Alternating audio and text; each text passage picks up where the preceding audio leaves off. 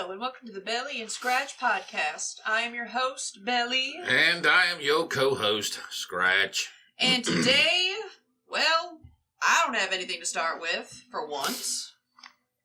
I didn't enjoy this morning. You did not. Oh, yeah, it's because, do you want to get in the details of it, or? No, pitting on the water heater didn't. Oh, okay. Just pop loose. Yeah. Hey, pro tip, everybody listening from the future. Pro tip. If you're looking at a house and the majority of their plumbing and piping is PVC and not some sort of... And plastic. And plastic. It's not like metal or copper or, hell, lead. Well, not lead. Copper-lined lead. I don't think they do lead anymore. Oh, well, still. You know, there's a big theory about that most of the plumbing in ancient Rome, at the pinnacle of its power, was lead. Oh, I believe that. And because it was lead, it basically poisoned everybody into insanity. Oh, that seems legit. Because, I was watching, I was just catching up on some old videos of Ask a Mortician, and that was actually one of the leading theories she mentioned when it, what were those two ships that were trying to find the Northwest Passage over Canada? You know what I'm talking about? I remember we watched something about where they ran into some ice and they were taking shit like books and furniture instead of the food and supplies and everyone was looking at them like, what the fuck is happening? Like, why are you taking a drawing Yeah, I know what test? you're talking about. According to the leading theory, these were new ships. Oh, that's right. And I think they said the canning on the food was last minute, so the soldering on the cans was shoddy. It was new ships, so new lead pipes. And it was lead. And it was lead. The canning was lead. The canning was lead. The water filtering pipes were made of lead, and apparently lead poisoning via water occurs best when the water is soft and the pipes are newer. So it was just a perfect storm of what in the fuck, essentially, is what it sounds like, this Northwest Passage trip. The HMS Terror, I believe, was one of the ships. But I'm not 100% sure, but hey.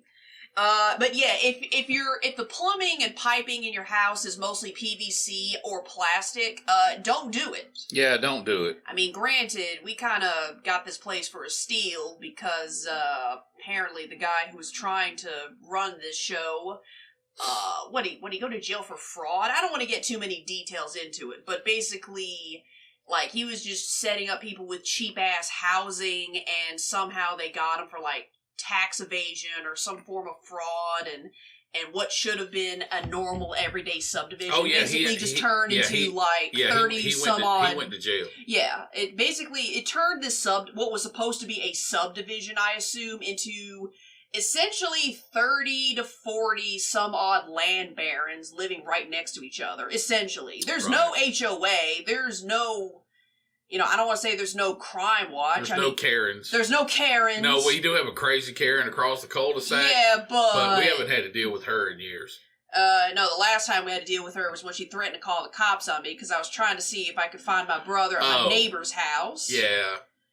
That's been a while. Yeah, still. I'm not really That was really interesting when we moved in here. How so? I don't really remember. Between her and the matriarch, they were going to battle it out to be who's going to be the craziest bitch in the cul-de-sac. Well, you know what? Between the two of them, from my very brief experience with our across-the-way neighbor, the matriarch is you can at least negotiate with her, but you got to catch her in the right mood. You can. But this was years ago, mind you. She's a lot better now. Yeah, this was many years ago. Many years ago. So, you know what? I'm glad the reigning orangutan in this fight happens to be our... It's kind of like two dudes. Two dudes, and I have personally been involved in this exchange a number of times in Who's going to be the most toxic masculine so basically ape Yeah. So basically a giant pissing contest. Oh, yeah. That's exactly what it is. Actually, that does... But I'm not trying to... Everybody has pissing contests, but dude... What the hell is the female equivalent of a pissing contest? Oh, I mean wording. Who cares more? Okay, that seems fair. Yeah. Oh, if you cared more, you'd march this. If you cared more, you'd believe in this. Well, that's just dumb. That's everywhere. Well, you're just a blank, and it's all this name calling that's got it doesn't turn doesn't turn people that are born with a penis. It turns people that are not born with a penis. It's all this blank phobe. This is my opinion, of course. Sure. Because I don't really think most males are. It's not a matter of being aware. Mm-hmm. It's just a matter of they're just not wired that way. Which, that's fine. And to each their own.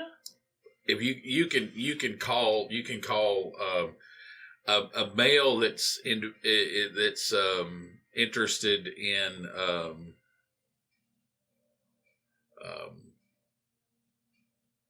being known a certain way by the community. Sure. There's things you can call them, and they draw power from not caring, not giving fucks. Oh, being aloof, I suppose. Well, I don't know if it's being aloof, but just not giving fucks. Where females are a little more sensitive to that. They say they don't care. Sure. But they do. They say they don't give a fuck, but they do. Okay. And honestly, you just have to express it a certain way. Well, I think it has to do with I think it has to do with personal power. Sure. I think and also understanding the difference between understanding what is worth caring about versus what is not. Exactly. It's not that I don't care about what's happening in the world. You know, I know we had a conversation, not you and I specifically, but just I was directly asked. It's like, is everything happening in the world affecting you? Is that why you're acting different and weird? I'm like, no. Because what happens on the outside doesn't affect me. Not like that. No, what you're saying is what I am. Yeah. It doesn't have anything to do with what's ever going on in the world. No, not really. And that's the way I've carried myself, and I hope that you and Bro grow that way. Yeah, it's not that I don't care what's happening in the world. I do. But the problem is knowledge without the ability to have any action towards fixing it or changing it is just a waste of time and mental energy. Exactly. I mean, it's like, oh, there's this war in Ukraine. I'm like, oh, that's horrible. That's terrible. Anyway. It's not that I don't care. It's just I don't have the ability to, wave my hand and make it all go away. It's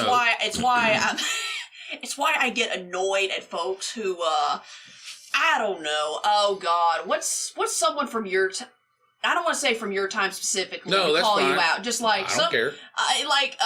People who are like they point at certain these certain political figures or celebrities or perhaps even religious figures and go, "Why can't you fix problem X?" And I'm thinking, that's one person. Right. I don't know.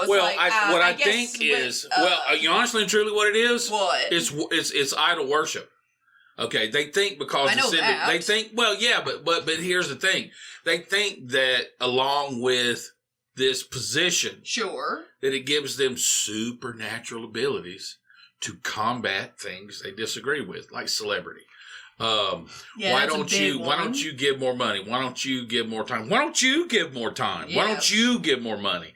Well, I don't really have the money. I don't really have the power. Well, guess what? They don't either. Okay, there are things in existence that are just intrinsic. Sure. That's like saying, why don't you stop this tree from growing out here? Are you going to cut it down? No. Well, guess what? It's going to continue to grow. It's going to continue to grow. There's nothing. Honestly, even when you cut it down, it's still not going to go away. No, not really. Not really. There are things that are intrinsic to this existence. I think that doesn't have anything to do with your status or your bank account. Sure. I mean, I think one of my favorite examples of something like this happening is now, mind you, I'm kind of on the fence about Papa Musk. I have been for several years, just because I don't like to buy into the whole hype beast. Right. Unless you're Ryan Reynolds, in which case unless something horrific happens involving, like some skeleton in his closet. Same thing with Hugh Jackman.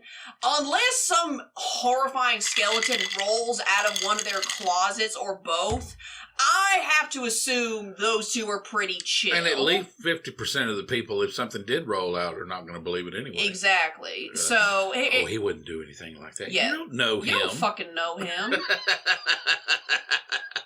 So... oh, God. What the hell did I say before Ryan Reynolds? Oh, yeah. One of my favorite examples, Papa Musk.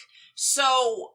I think one of my favorite examples of this happening is, and here's the thing, I don't get why people hated on Papa Musk for making this decision. Do you remember when, I don't know who was the asshat at the UN that drummed this plan up and put it into action. I feel even more sorry for the person that had to be the representative going to Papa Musk and asking him for, like, somewhere in the neighborhood of, like, 4-point-something billion, like a shit ton of money, an astronomical amount of money in order to fix world hunger, which seems fair. Well, it's just people shooting off their mouth. Sure, somebody said, if he would go it only takes $6 billion to end world hunger, and then he went, okay. Okay. All right. Okay. And he basically said, show me where the money's gonna go, and I'll give it to you. Like, he was basically asking for an itemized list of how this plan was gonna get put into action. $6 billion to permanently end world hunger. Right. Because he just didn't want to just pay $6 billion, donate. Because that's how they have to set that up. Yeah, they have to set that up. Donate $6 billion to the UN, only for it to go in a whole lot of people's pockets. That's my issue with taxes. Yeah, exactly. And hey, guess what? They really didn't get back to him on that. And I just remember the media shitstorm after they didn't get back to him. They're not talking about it anymore, are they? No, they ain't. No, they ain't. Because he went, okay, and he got his checkbook out. Uh-huh. But he's like, I'll do it, but I need a plan of action. I need a receipt. I think he did it. Maybe. It's your money. Yeah, it's your money. There's nothing wrong with asking for the receipts. That's my issue with taxes in North America and politicians. Jesus. I'm basically paying for some asshat worthless politician to ride around in a limousine. Exactly. And stay in a 6-figure-a-year apartment in Washington, D.C. Mm-hmm. Meanwhile, I'm driving on roads that need to be repaved. Yeah, thrice and over. Schools that need to have teachers need to be paid better. And, teachers need to be paid better. And you're telling me that I owe you more money on my taxes. Yeah, exactly. When it's going to support the bureaucracy of North America. That's the problem that I have. The sad part is because of shit like that happening is why I all at once understand yet still condemn people who are like trying to switch us to purely socialist or communist state of affairs. And I'm thinking, I know why you want to do that. They're so dumb. I know why you want to do it, but you don't want that. You don't want it. You don't want that. You think you want it because you think, well, see, what they don't realize is the majority of people today, and yes, I'm talking to you, listener, what you don't realize is you have been lied to so much you wouldn't know the truth if it fell out of a tree and knocked you to the ground. Fell up a tree. Fell up a tree. Okay. Specifically. And the problem is that when you hear these alternatives, socialism, you think that it's better than what you're involved in. But you don't know. But you haven't done the work. No. You haven't put the time in. I'm saying don't listen to what somebody else, don't listen to Noam Chomsky. I mean, yeah, he's an intellectual. I agree with his perspective on a few things. But what I'm saying is simply this. Anyone who wants us to go pure socialist, pure communist has obviously not seen the death of Stalin. And what gets... That is my... that's happening today. Oh, That's happening today. What I'm telling you, what's happening today. And it's going to come to this. Okay, it's going to come to, don't. There's this great movie that. What's his name? The guy that played Bane in the Batman movie. Oh, Tom Hardy. Are you talking about Child 45? 45 or 44 whatever. or whatever it was. It basically is the most... That is one of the most accurate depictions of Stalin Russia I have ever seen. If you want to understand where we are heading... If you want to understand where we are heading as a culture... They basically, the gist of the problem, okay, the tension in the story was basically that, according to the communist government of that time, serial killers did not exist in paradise. Because they believe that serial killers was a capitalist society. A creation of a capitalist system, a capitalist culture. Which my question, here's my question. How? No. I'm not asking you specifically what you know. I'm just asking possibly just as a hypothetical. How did they explain that? Like, did they actually They didn't. That's the problem. Okay, if you came in and said, no. This is how they explained it. If you said, hey, there's a serial killer, and they said, no, there isn't, and then they would send people through the door to beat you over the head until you went, hey, there isn't a serial killer. Yeah. Because we live in paradise. See, that's where we're headed right now. It's so obvious. Okay. Everybody, it's like, it's my theory of the two news persons. You're going to have a news person that tells you that everything is cool and everything is good and everything is great. See, everybody today is like, I don't watch the news because, number one, there's all this negative stuff. Sure. Number two, well, who can trust the news? Exactly. Okay. And then there's then there's the other person who they tell only good stuff. Yes. So you end up hating the person that tells you the negative, the truth.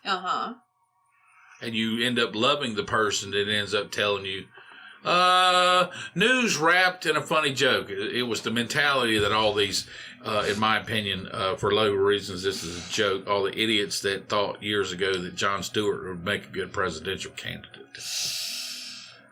I was like, how dumb can you be? Would he? I don't know. It doesn't have I don't fucking know. What I'm saying really is your motive now. for thinking that he would fit that. You saw how quickly he grabbed onto it, right? Oh, wink, of course. wink, nudge, nudge. Yeah. He's like, no, I don't want any part of that. Because, he tells us the good news. Okay, all right. He's just telling you the news in a funny way. Honestly, right. I like to think that the Jon Stewart show and the Colbert Report were, the Daily Show now. I used to think, I think it initially got started as a parody of the news. It did. But then it just spiraled into it being the actual news and no one watched anything else because the real life news was just too depressing. Didn't get enough, wasn't clickbaity enough. I don't know what the early 2000s, 1990s version of clickbait was, but they didn't have that, so. What it was, life, excuse me, life is tough. I know life is tough. And life is rough.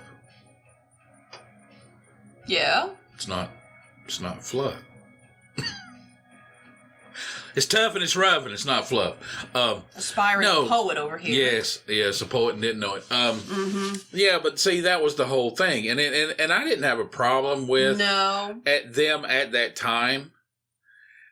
I still don't really have a big issue with them. No, not really. Well, I've got a bone to pick with Colbert. I do too because I'm tired. I'm just like, really. First and foremost, again. How long are you going to talk about Trump? How long are you going to talk about the Orange Man after he's dead? Yeah. How long are you going to carry that? How long do you think you can carry that? And he's more clever. That's what ticks me off. He's more clever than that. You don't have to agree with Colbert, no, you don't. especially on the Colbert Report. I think he did a tremendous amount of great work. Sure, and but he is clever. He is obviously a mouthpiece. He is now a mouthpiece for a particular perspective. My question is, I hope they're paying him well. My question is, well, yes, of course, I hope they're paying him well. I hope they are. I hope he wouldn't sell his soul for a little bit. But that's my next question. Does he understand that or not? Because I have seen certain people on the newsreel who are the way they kind of act gives me the impression that they're quote unquote in on the joke. Like they know what they're involved in. They can't be that dumb. They can't be. Jimmy Kimmel, yes. Jimmy Kimmel is that dumb. Yes, I have. Fallon. I hope not. I hope not, because I really like him. Yeah, he was way better. Jimmy Kimmel, was he absolutely the last Irishman that they could get for that job? I mean, really. Anyway, no, honestly, Jimmy Kimmel. The only thing that he's got left is pissing people off because he knows that if he doesn't do that, it's all over. Yeah, he's gone. It's the only. Basically, it's the only foothold he's got climbing that mountain. Oh, I understand that because a couple years ago, I think he tried to re-aggravate the whole Gamergate phenomena with middling success. And it was like 2, 3, 4 years after that whole thing was pseudo-concluded. I say pseudo because that shit still happens. Thank you, Blizzard. You dickheads. For legal reasons, this is a joke. Woo! Anyway, and let's see. I like Conan. He's cheesy, but I appreciate the fact that he's funny in his own way. He's funny in his own way, and I respect that. And he always has been. Yeah, and so far he's not. And Andy Richter does not get enough credit. But no, anyway. he don't. But then again, Conan has never come out and said anything that made me go, dude, really? Well, really? See, that ought to tell you what true humor is. Exactly. He is able to be funny in a way that doesn't necessarily appeal to everyone. Appeal to everybody. No. Don't talk to me about all the posts, but there's a lot of Brian Regan. He doesn't talk politics. No. He doesn't talk. Instead, he doesn't talk. He asks the big questions. Sorry, I don't mean to segue out of this, but I have to get it off my chest. Brian Regan, he doesn't appeal to the political side, not necessarily, not really. And he's hilarious. But he also asks the big questions. Like, what about the beavers? What about the beavers? And he has also given me my number one go-to. Okay, there's like a list of. He doesn't talk politics. No, thank God. He doesn't need. I don't know. He doesn't need to. Yeah. Which some people do, some people don't. But hey, to each their own. But here's the thing. Brian Regan has given me one of my most used or frequently go-to'd. He's given me one of the lines that I will carry with me for the rest of my days.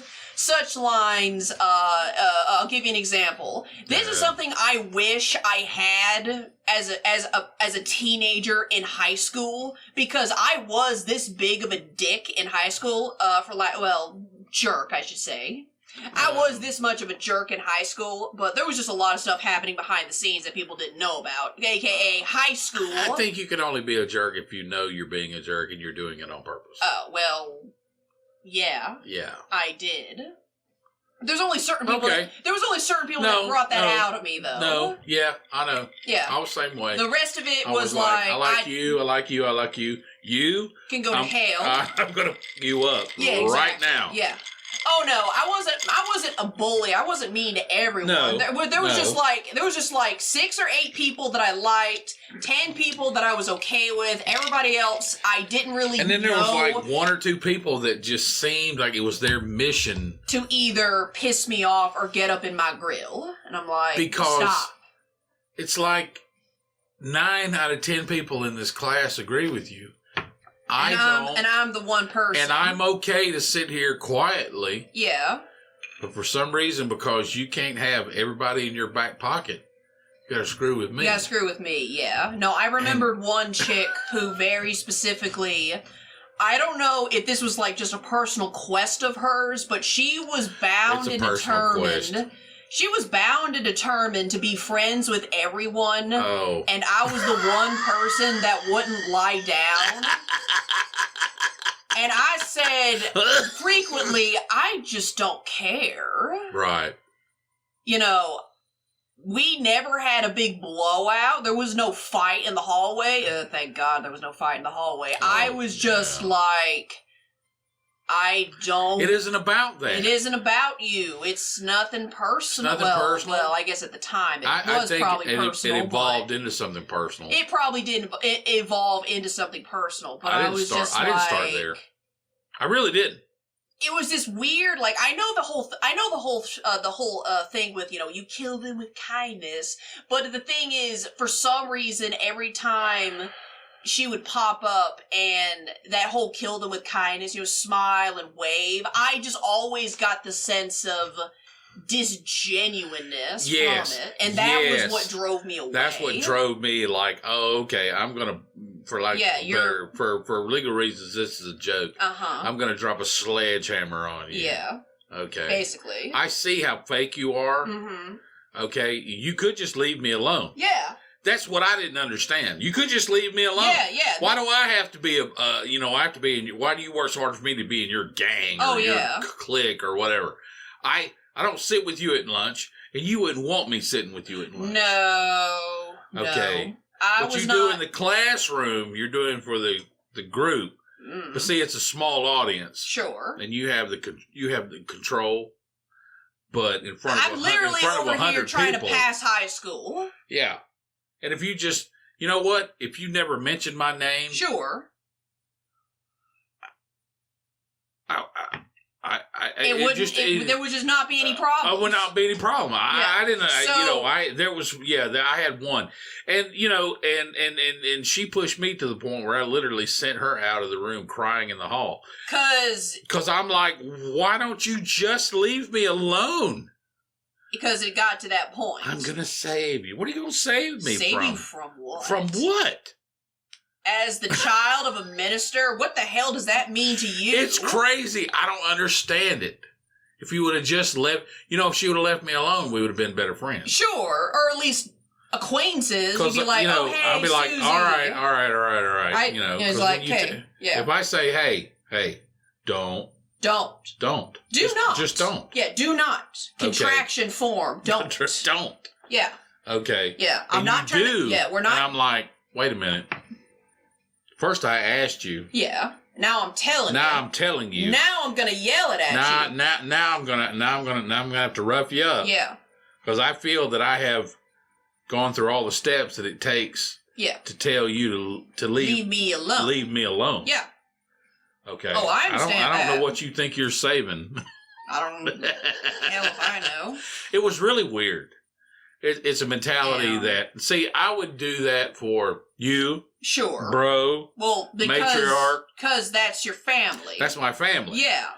Well, this person, maybe she loved you with the love of her family. Well, I don't. You don't know who the fuck this person is. I don't really respect people who, if you would fight more for a stranger than you would your own family, what would Jesus do? I don't respect that. You don't know anything about the Nazarenes, so leave him out of this. Indeed. Which I don't understand that mentality anyway, where you would do more and be more and try to save no accountability. Yeah, you basically would do more for a stranger versus your family. I don't understand So you fuck up trying to save a stranger. Who cares? Yeah. Okay, but if you do that with your family, then people are going to judge you a certain way. Yeah, exactly. But anyway. That's So. That's another conversation. No, I get it. We may revisit it later. Yeah. So, that's fine. So, The number one thing that I wish I had during high school is the quote from the Grand Budapest Hotel. Let's change the subject. I'm leading. Immediately turn around and walk away. Oh my God. If I had that. When I saw that.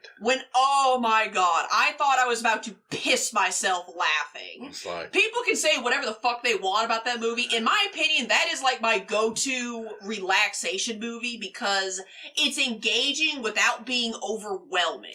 Yes. I tell people very frequently, if you're interested in the Grand Budapest Hotel, understand that it's weird. And for people who know what that means, I tell people, not an uncomfortable not weird. Uncomfortable No, weird. No. This is not like 1970s drug trip movie. No. This is not Exorcist 3, or not Exorcist. No. This is not the Omen 3 level of weird. No, it's not that kind of weird. No, this is it's weird in terms of it's very autistic. Oh, yeah. And there's only certain people I can express that to because they get it. Right. You know, there's weird, which is pretty broad. I'm not saying autism is weird per se. No, it's not. I mean, it can it's kind of just, dip its toes into that pond. That's like saying that's that, a better descriptor. It's very neat, very organized. It's very controlled, like to the beat of a drum. All right, people, when you Google Maps your way to a particular destination, they give you, 2 to 3 options? Something like that, yeah.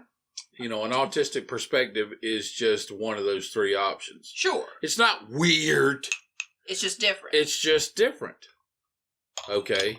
It's like a tall person's perspective. Sure. They're hitting their head. No, they don't like small houses. Why? Because they hit their head on the door. Everything. On everything. Yes. And the ceiling fan. Mm. That's all it is. It's just perspective. Sure. It doesn't make it less. No, I get it. It just makes it. It's not even unique. It's just different. It's just different. Yeah. That's all it is. Yeah, it would also probably explain why sometimes, and I know I'm tired of talking about it too. You know what time it is. Me bitching about my boss. Woo! Yeah, because that's a reoccurring theme on this podcast. Get in line, Sally.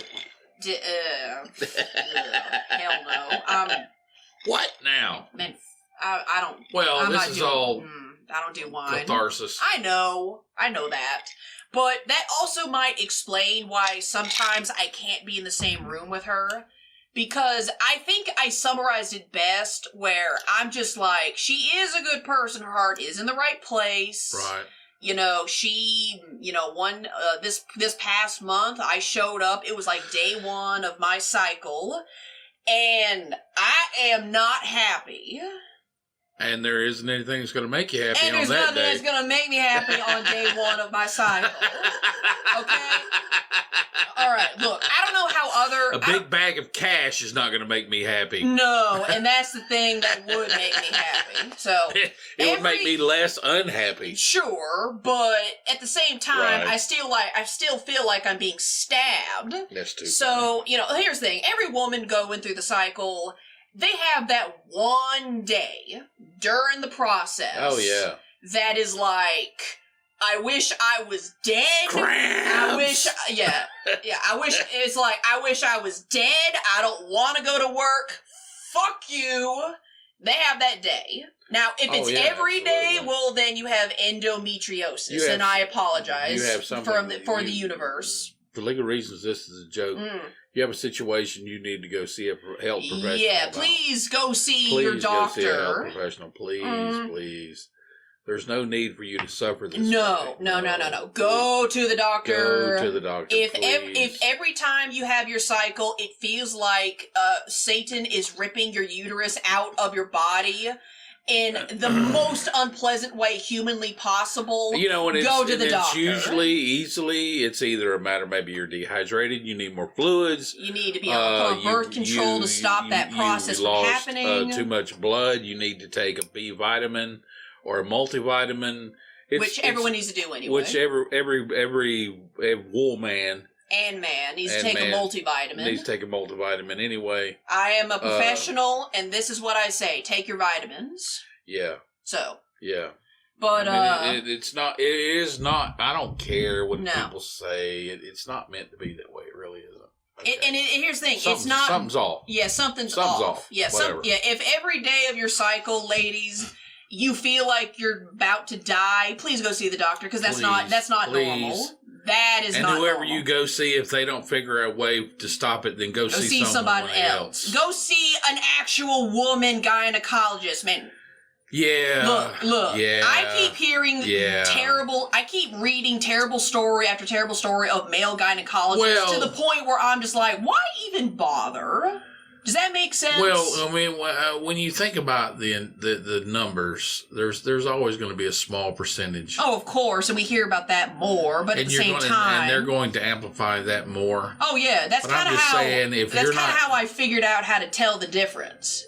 Yeah. All right, whammon. I summon thee. You're the whoop man. Yeah, I have the perfect test for any woman considering a male gynecologist doctor or any sort of feminine-oriented position of a medical facilitating type that just so happens to be the opposite gender. Is he attractive or ugly? That is irrelevant. Exactly. That's irrelevant. That is irrelevant. Oh, it's irrelevant. Oh, good answer. Look. Good answer.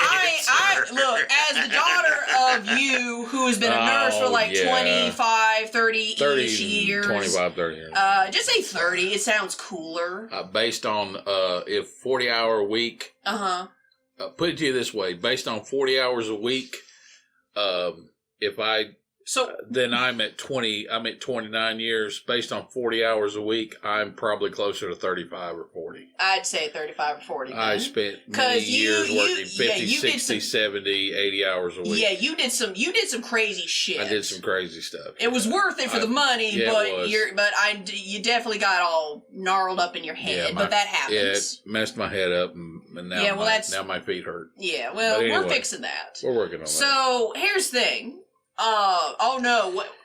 Find somebody that... I'm telling people this. I've got to get this out. Even if people discover this 20 years after the fact, the truth has to be known. Exactly. All right, women.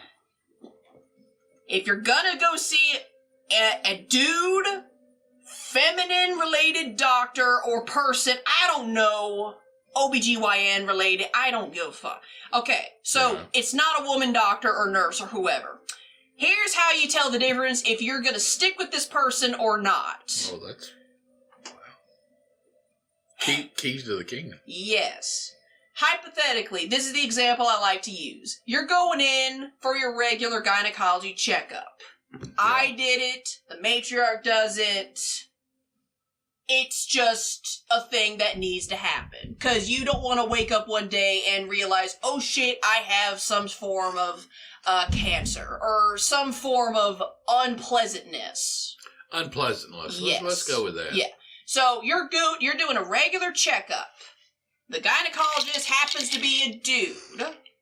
Now, from the obvious fact that this person does not have anything remotely related to your current genetic situation, they have no concept of how you feel, you have no concept of what they feel. It is just completely, that part is severed. They have hair on their back and you don't. Yeah, basically. You're working with two different operating systems at this point. Yes. Oh, that's wonderful. So good. Here's how you tell if they're going to be worth a damn or not as a gynecologist, a male gynecologist. This is how you tell. Now, there's many ways to tell. This is one of my favorite ways. Sure. Ask them if the doorbell exists and ask them to point it out. If they can't tell you where it is, if they deny its existence, get out of that room, do not talk to them, block that number, go to the administration lady at the front desk. It's okay. Say, I want a new doctor. That is fine. And you have that option. Yes, you do. And I don't mean to make you uncomfortable, that is how you do it. Without getting involved in the first part of what you talked about. Thank you. Yes, please, people, if you have someone, please ask for another one. It doesn't make them less. It just means you need someone else. Yes. And it's okay. It doesn't make you a bad person.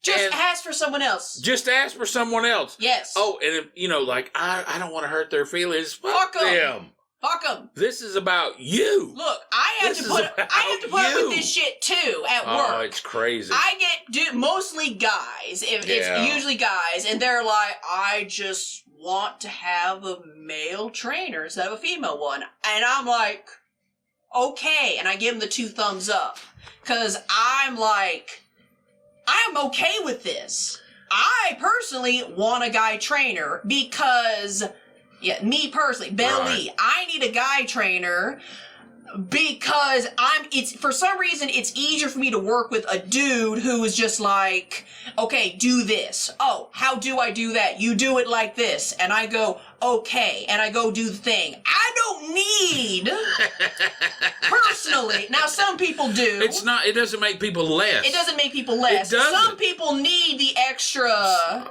so on and so forth. Yes. Which is why and that's fine. I personally train with kindness, but my boss, she does not. Some people respond better to me who, I'm basically just a cheerleader. Right.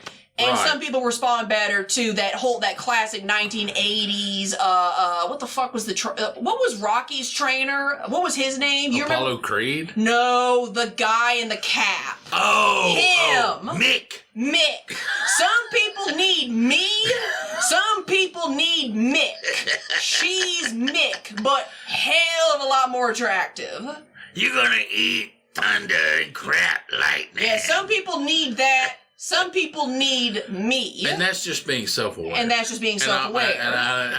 don't get mad when people say, oh, I need this, or oh, I need that. And I'm like, that's fine, because that's how you do. I speak English. Yes.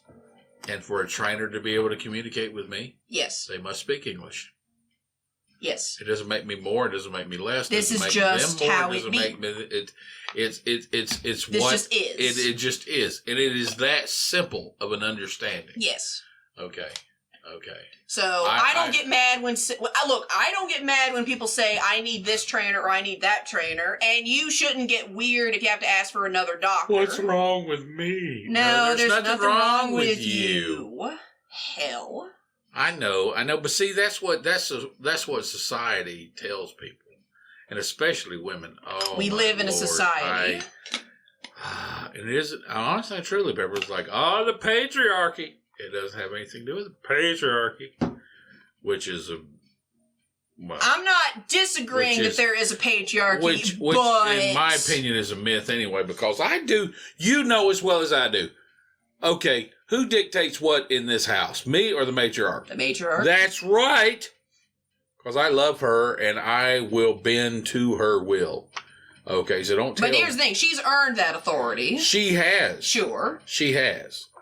Okay. And that's the difference. And I need guidance. No, I get it. I mean, if you think you're Jesus, that's your problem. It doesn't have anything to do whether you're male or female. No, not really. Unfortunately. So, if only it was that simple. If only it was that simple. Yes. Solve a lot more of my problems. That's good tea. I like that. Thank you. I'm going to keep getting it.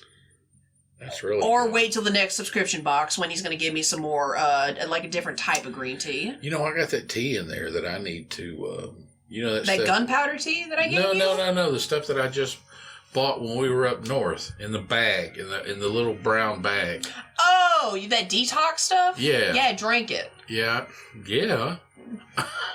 What are you talking to me for? Do you have any of those detour? Yeah, detour. Talking about tea. And tea is worth a detour. Yes, it is. It really is. For me personally, at least. It'll make a big difference in your lives, people. I feel better. No, I mean,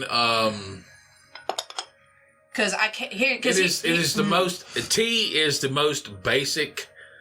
Of fancy drinks. Well, of laborious. Is that a word? Yeah, that's a word. Laborious is a word. In other words, labor intensive, I believe. Exactly, the least labor intensive way to be healthy. Sure.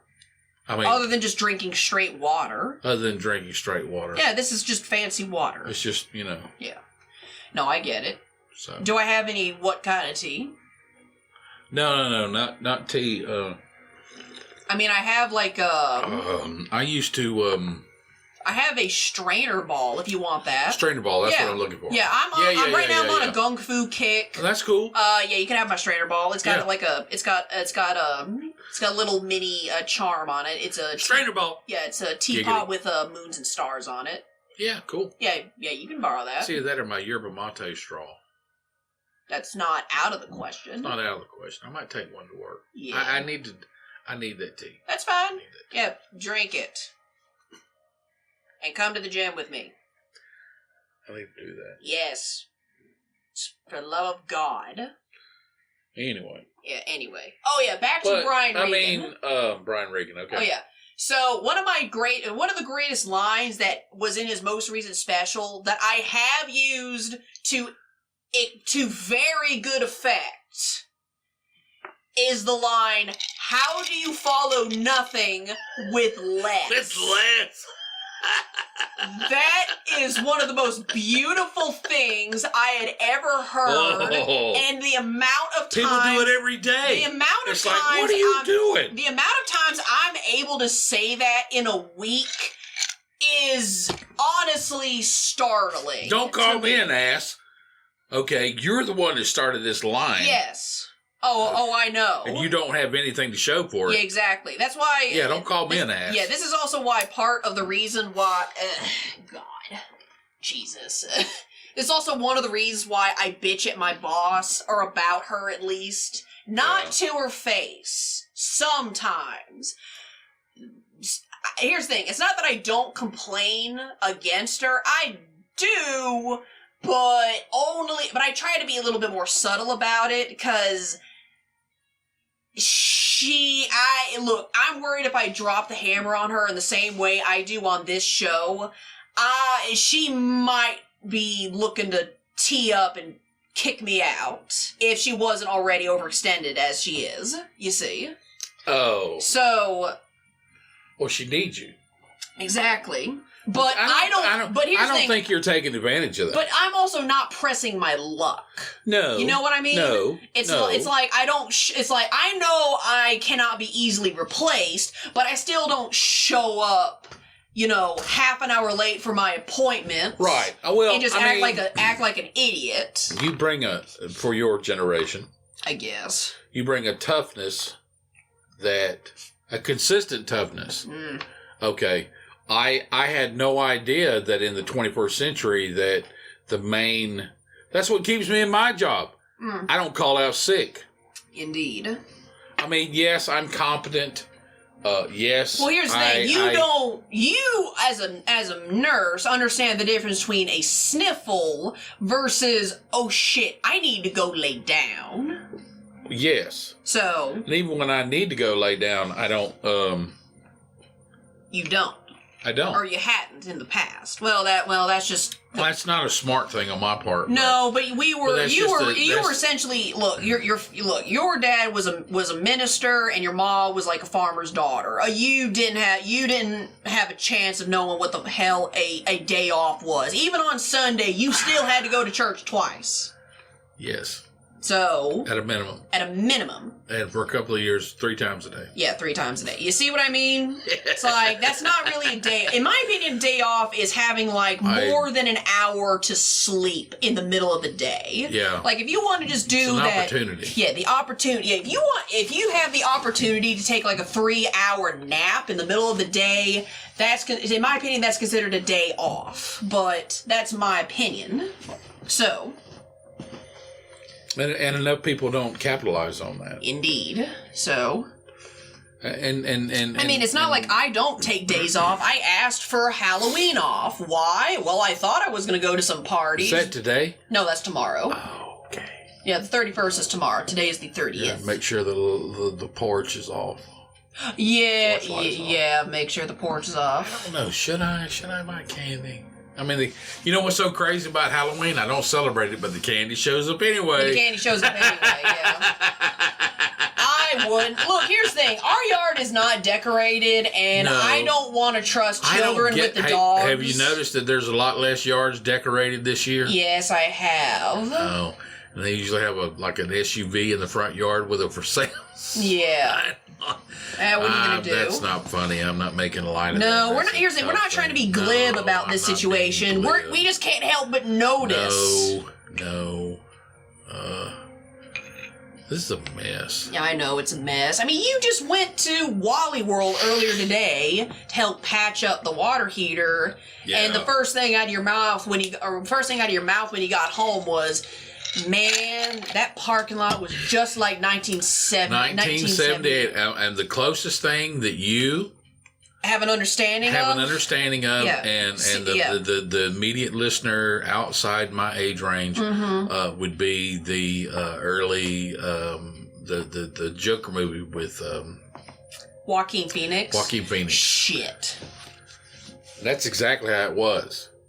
Now, obviously, you didn't see the big rats on the TV during the newscasts. But they were there. Mm-hmm. Oh, I know. And it was bad. I remember going... It's going back to being that way. Well, I mean, it's going to hit there. See, that's the whole thing. And, have faith, buckaroos. Yeah. It's a bounce. Yeah, I know that. It's gonna drop down, it's gonna bounce back up. And the greatest thing about understanding the bounce is, see, that's the whole thing. Once it bottoms out, you just buy it at the bottom. Once it bottoms out, then buy it at the bottom. Yeah. Take everything you own, cash it in, buy it at the bottom. And then ride it up. And then God knows what we're about to do. That's exactly what we're about to do. We just gotta wait for it. Pisses me off. I know it's a drag. And Litecoin won't crash. No, Litecoin, I don't know. I haven't been following Litecoin. Litecoin jumped up again. Well, yeah, everything's kind of jumping up right now. What the fuck is happening? I'm looking at this going like, is this a wave C? Is it a wave 1 up? What the fuck is happening? I don't know what it is. The only thing that assures me, and it doesn't have to be in crypto. It's literally anything. Gas prices. Fuck it. It's Jeff. Jeff being Jeff again. Doggone Jeff. Damn it, Jeff. Just so you know, in case you're not caught up, Jeff is what I like to call the current state of affairs of our economy, the world economy, so to speak. So, the only thing that assures me we are not experiencing a bull run is because it's not November yet.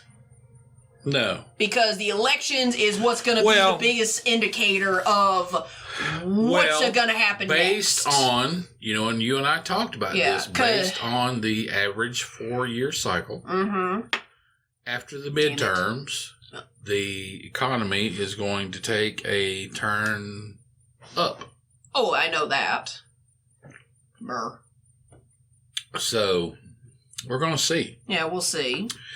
Honestly and truly, I think this dictating a lot of political policy right now. Oh, that's kind of what I'm thinking. That's why I'm like... There's a particular party that doesn't want to be in power right now, that is not in power, because they understand that it's still going to be kind of down for the next year or two. So they just want the other guys to cover for them until it blows over. Until it blows over. Because they know that the average Joe doesn't 100% understand how this works. Well, I mean, think about it. And even we don't understand 100% how this works. I mean, you're in a wave 4. Definitely. Do you really want to be in power? No, not a flat wave 4. Okay.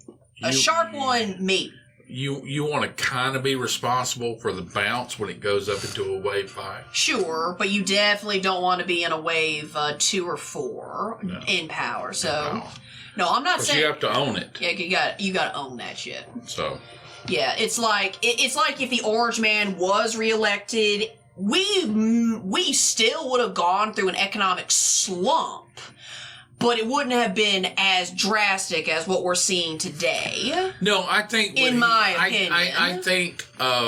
in my non-professional opinion. As a budding trader and economist, I guess, which... That's really kind of interesting, because what I learned, especially when I was following that... God knows studying it has made me a lot less unhinged. Well, yeah, because you begin to understand that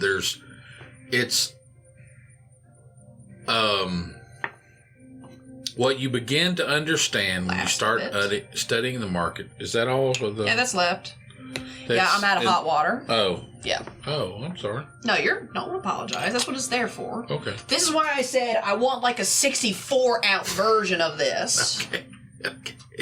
So if you're thinking of stuff for Christmas, get me a heavy-duty double-walled thermos that's bigger than this. There's water in there. Yeah, well, there's like just a little bit.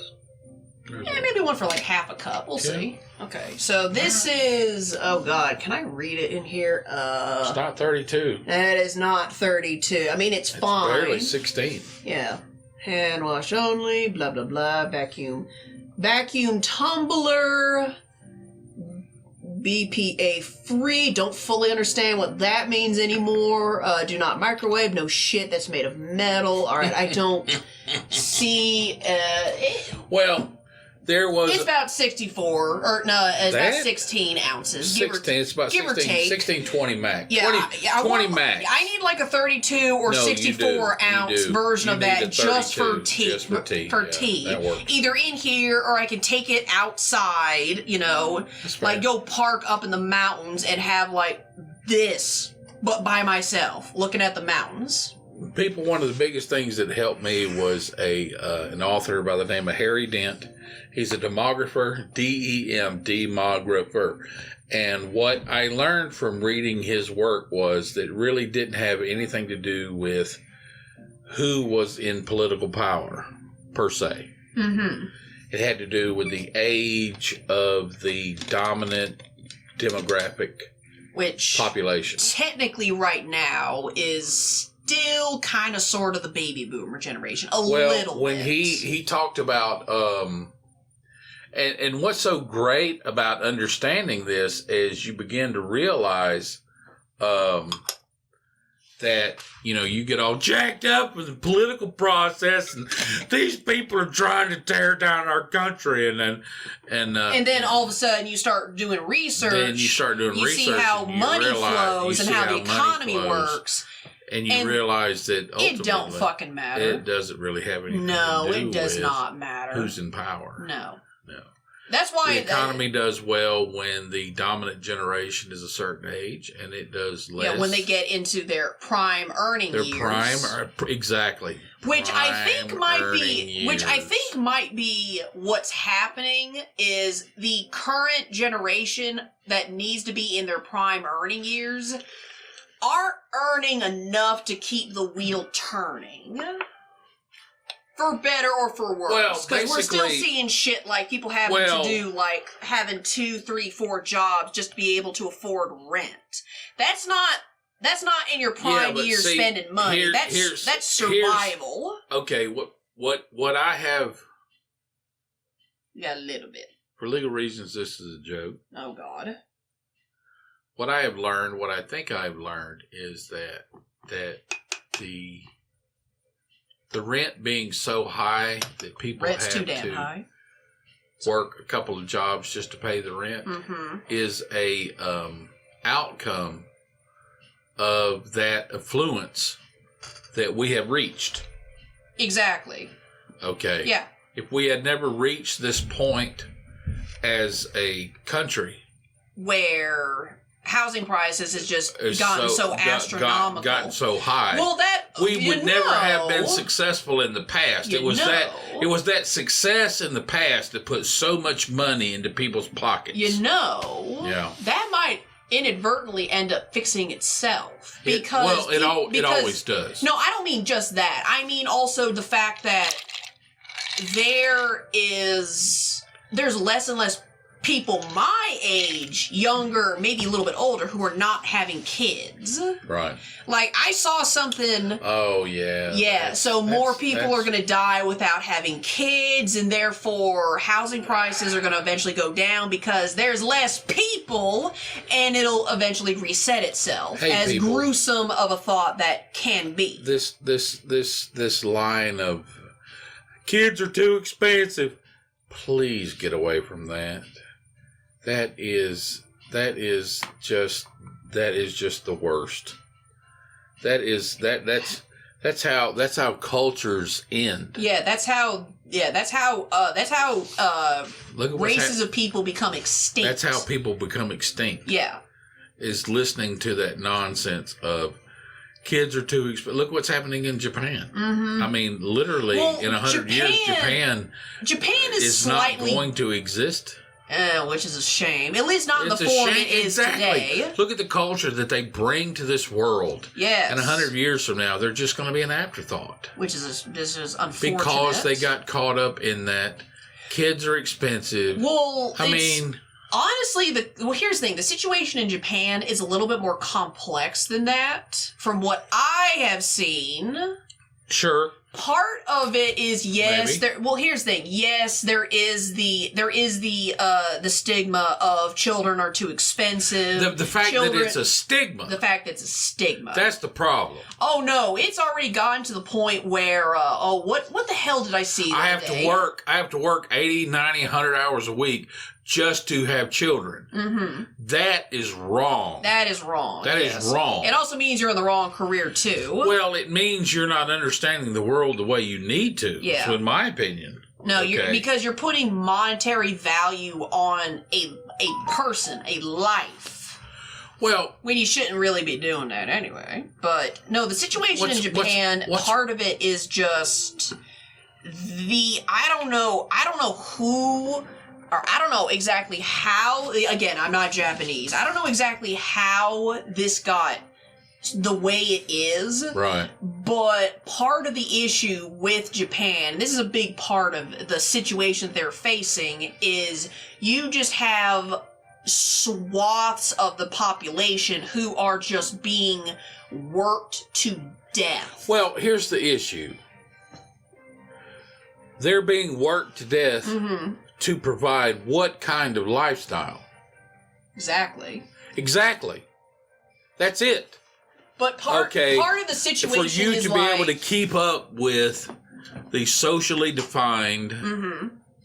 lifestyle. Mm-hmm. Oh, for you to have kids, you need to have this and that and this and a couple of those things over there. And none of that is true. Sure. None of that is true. But here's the thing also. Right. It's just like your analogy with free college. Even if college was free, the only people who are going to go are the people who are going to go. Even if it was free. It doesn't matter. This basically, the upside of the situation is maybe the people who are going to have kids and want to are gonna, and the people who don't, they're not going to. Well, what you have to watch out for is that because there's some people that are not meant to be parents. There are some people that hopefully, yes, there is the stigma of kids are expensive, but that will also hopefully deter the people who don't need to have kids under that stigma. I don't think there is any such thing as people that don't need to have kids. I think there is people who are told that they don't need to have kids. Either that, or they need to do some kind of inner reflection to make sure they don't fuck up their kids. I'm just saying. I'm just saying. I mean, what else is there to life? Well, let's see. But the proliferation of the species. Let's see. What was it that I saw the other day? It was for the modern. It was something like the current generation. Pets are the new children, and plants are the new pets. Oh, yeah. And then someone asked, well, then what are actual human children then? And then someone replied, they are like exotic animals that only rich, crazy people would have. They see children as a disease. Oh, yeah. It's this nonsense of this overpopulation. Oh, there's too many Cities people. Are overpopulated. Well, the problem is the situation is, it's not really the problem. The situation is what people don't understand about, and actually it's a mathematical issue. Sure. And if it might happen in our lifetime, I don't know. We're around 6-7 billion people on this planet. Give or take, yes. Definitely 7 billion. Based on the math, we're going to top out around 9 billion in the next couple decades, I guess. And then we're going to substantially decrease. And it doesn't have anything to do. It doesn't have anything to do with any of the governmental policies or any of the social definitions. That's just the nature of that is just the nature of the population. Not this thing, 7 billion, 9 billion, 13 billion, 15 billion, 20 billion. It's not going to happen. No. It's not going to happen. No.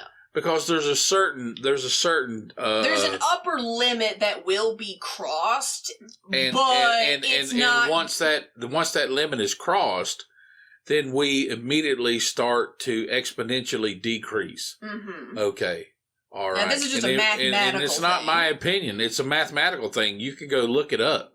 We're going to top out around 9 billion, give or take, yeah, give or take, and then we're going to turn around and go in the other direction. What I'm saying is this, and I see it all the time, and I was almost victim to it. Sure. This whole, life's harder when you have kids, and life's more expensive when you have kids, and now there's inflation, and now there's all these other things. Well, here's the thing. This is all this overpopulation nonsense. Well, here's the thing. That's one of the greatest things about Musk that I really appreciate. Which is that he says based on the square footage of Earth. Sure. Overpopulation? Are you nuts? I mean, granted, I do agree with that point. If you, we haven't barring, I don't believe any of these billionaires give a shit about it. There are billions of square miles that are unoccupied. You and I see them every day. In the country that is west of Japan, even in North America. Oh yeah. There's huge swaths. Of areas why do you think the cities are always in the list of murder capitals or crime capitals of the world? There's too many people living in the same place. Exactly. And the problem with people moving to cities is that they've taken out. Okay, let's get into it. Oh God. They've taken out the issue of rugged individualism, and they are saying that the collective is primarily the way people should live. Well. This is what comes from.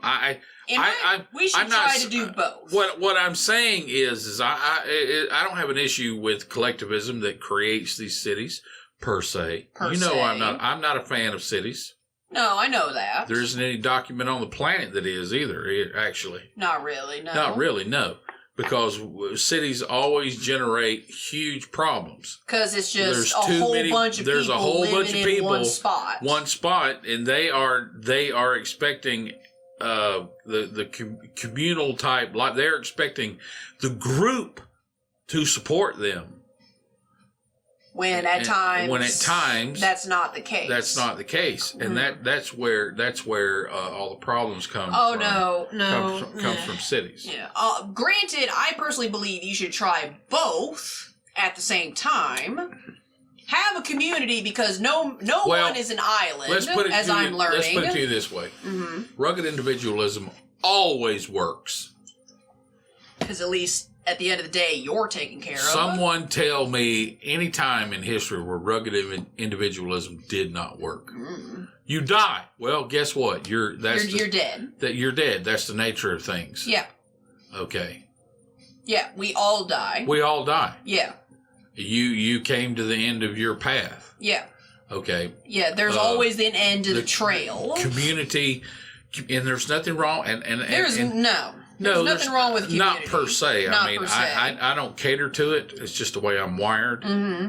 But you are placing your trust in elements that you ultimately can't depend on. Well, my answer to anything like that is I guess trust is. I'm not saying don't do it. No. I'm just saying understand what you're involved in. All I'm saying. I will say this. Kind of my philosophy about that sort of thing. Yeah. This is just something. All right, putting the dishware away. This is just something that I apply to my career as a trainer because that's my basest reference point right now. Right. Give me another couple of months, I'll have more shit to talk about. Absolutely. Oh yeah. The only reason I'm hunkered down right now is because the economy says no. Yeah, it says no. Yeah, no, it's like, yeah, I want to go on I have enough money to go on these expensive yoga-oriented international travels. The problem is the economy of the world sucks, and there's a war going on in the general area of these places where it's like, come to Bali, spend 2 weeks with us. You'll be, we're doing yoga. You don't want to go to a second world country? I'm not against it. You want to get off the plane and see a bunch of people carrying around I'm not talking about India, for God's sakes. No. Where as soon as you step off the plane, they're mobbing you. No, I have seen that. No, I have seen that before. Where no, I don't mean that. No, I mean, I don't want to go anywhere outside of my country if there is, like, a potentially gonna get bigger major war going on, you see. That just doesn't seem smart to me. So, sure. Here's the thing. My whole thing with, if you're in the position where you have to put your trust in the collective or in a group of strangers, my advice for that would be to kind of borrow and tweak a line from Letterkenny. Uh-huh. Which is, trust people until they give you a reason not to. Sure. Give people the benefit of the doubt until they give you a reason not to. I can do that now. Yes. I couldn't do that. No, that's called growth. Ago. That's called growth. No, I couldn't do that. No. That's kind of how I have to apply myself to the personal training, is if people show up, they work hard, they train hard, then I will give them my 100%, or as much as humanly possible. Yeah. Because I'm not doing what my boss does, which is like send them pictures of progress and inspirational quotes, and I'm thinking like, no. I think there was a time that dynamic was successful. I don't know about now.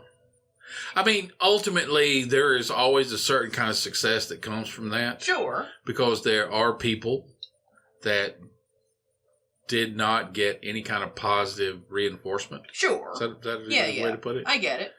And so that type of positive reinforcement. But what might alienate some folks, yes. Well, here's the other side of that, which is she's a trainer because she's a trainer. I'm a trainer, but that's what I do. Does that make sense? Yes. So that's kind of the difference. But it doesn't mean that you can't understand that a particular tool like that does have a certain amount of effectiveness. Oh, I understand that. No, I'm not disregarding it completely. No. But you're not making fun of it. No, or anything, but I'm also there's not. There's plenty of other things that you can make but I'm fun also of. not treating my clients like they're my best friends and we need to catch up over text, unless we just so happen to become friends outside of the gym, which has happened once or twice, mostly with my dancer folk. But you know what I mean. Yeah. So. Well, you were friends with them going in. Oh, of course, and I make sure they're taken care of because I knew them beforehand. Anyway, so. No, I'm not totally against it per se, but I'm more of a, let's try to do both. Like, it's the whole thing of, trust people until they give you reason not to, but you also, not you specifically, but in general, people also have to look within themselves, and I'm a big proponent of that in case anyone can't tell, look within themselves and understand, okay, this is who I am, for as much as I understand it. This over here is what, to me, would be crossing the line. You gotta understand this is what crossing the line means versus what is not. Right. You gotta figure that out for yourself as well. Yes. So that's how you can tell between someone who is doing something because, they may make a decision based on something. You have to have an understanding of if the collective makes a decision based off of, if the collective makes a decision that you're not okay with, you have to make that call of, are they doing it for bad reasons, or am I having a bad reaction to something that might be positive in the long run, or something like that. Right. It's like, I don't know. Hell, I can't even think of a good example right this second, so. Thinking. I don't know. People are going to do what they're going to do. Yeah, exactly. Okay, and the fact that, sometimes we have the ability to kind of... Taper it, shape it, kind of cut an ice cube off an iceberg. Sure. Okay, you're large and in charge, and you're headed in a particular direction. Sure. And sometimes I may be able to come in, and I may be able to shave off a little bit, shape you a little bit. Sure. But ultimately, the majority of people, and this is something that's hard for me to admit sometimes. Some people are. It goes beyond the statement of some people you can't save, but that is true. That is true. There's true. Some, oh yeah, okay. I've got one of them. And got one on my payroll. And people say, who are you to say who can and can't be saved? Who are you to say that someone has particular characteristics that can and can't be positive or negative? Well, I don't think I'm anything. What I'm saying is, if you want to be functional. If you want to obtain the maximum potential, sure, then you've got to. There's certain things you got to do. There's certain things you got to do, like potentially save yourself for once. Yeah, and I think that's and I have a big. There's a big issue going on today. I think that people are being told that it's selfish to save yourself. That seems unreasonable. It does seem unreasonable. It's like, when you're on the plane and it says, okay, for you to survive... You got to put your own oxygen mask on. You got to put your own oxygen mask on first before you put it on your kid. And now I'm going to tell you something as patriarch. Sure. That was... If you want to call yourself that. I cannot tell you the number of times.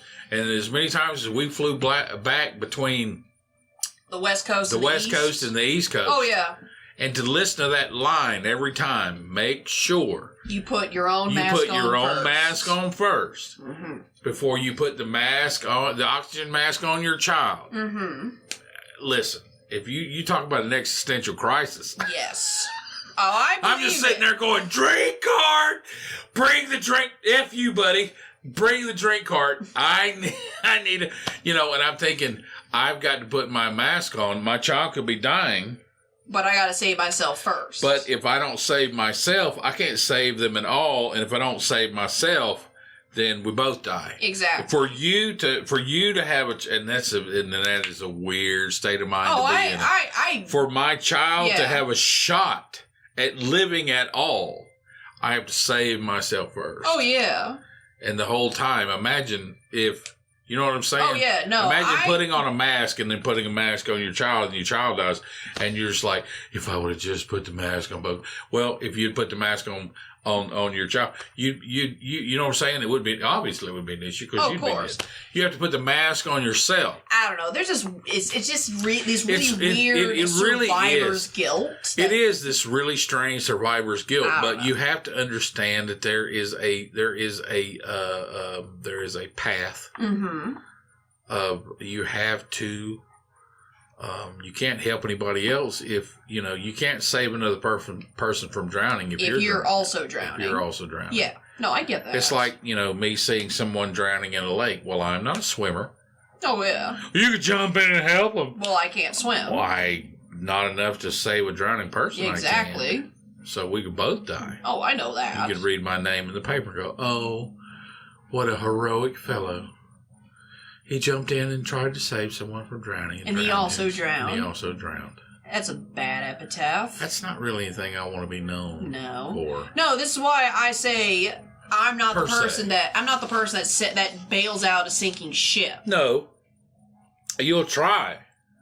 Hell no. Well, what I mean is, but you have to get to a point where you don't. Well, okay. How about this? You don't sink yourself. Yeah. Here's the thing: bailing out a sinking ship versus it's gonna go down regardless. Yeah. That's the difference. I know, that's tough. Yeah, and I'm trying to get to a point where you're raised in a certain way not to turn your back on people. Again, I give people the benefit of the doubt until they give me a reason not to. Oh, no. I work in a profession that absolutely, I save people's lives at the cost of my own. Yeah. I put days on their life and take days off my life. That's also one reason. That's also a pretty big reason why I'm happy I did not go into nursing as well. I could probably I could probably work at like I could potentially do like an office clerk job like the matriarch, but that's it. Yeah. Because I'm like, no. No, but you have to understand that about yourself. I mean, you really do. Yeah, I mean, I'm stuck in the middle of that right now. The picture of unhappiness. Yeah. You know, oh my God. I've just gotten to the point where I'm like, I celebrate their drops in weight. Right. And I do, genuinely so. Because any positive direction you take her in, she's not going to... No, she's not going to... She's not going to embrace it anyway. No, it does not matter. She will. In a small way. But she doesn't know how to express that. She doesn't know how to receive it. No, she doesn't. No, she doesn't. And she doesn't know how to express that to you. Sure. As she receives it. Oh, I understand that. Because her dialogue is a particular style. Oh, yeah. And I have just gone into, you know what? It's 2 hours out of the week. I'll just... I'll just grit my teeth and just... Right. Just I mean, you have to be... I get paid either way, so I'm going to tell you something. I'm going to tell you something. You're a lot closer to my profession than you think you are. Oh, I am aware of that. Because my profession, you have to be, as a nurse, you have to be satisfied with an unthankful success. Oh, I know that, and I'm okay with that because I get paid either way. I get paid either way. Yeah. Okay, nobody's going to say, you saved my life. Yeah. No, I don't live for that, ultimately, because I'm not going to get it. Sure, but you do still appreciate it when you do get it. When I see it take place. When you see it take place. When I see it take place. Oh, yeah. I see my efforts cash in. Oh, no. It warms my heart anytime I have a client that's like, I'm sticking with her until forever. Like, I'm not going anywhere else. It does warm my heart to hear that because it makes me feel like I'm actually making a difference in somebody's life. Yeah. But at the same time... If I give you 5 sets of 12, if I give you 12 12s on the leg press, and you're just on your phone texting and just slamming the weights every single rep, right, and annoying the hell out of everybody else in the room, that's on you.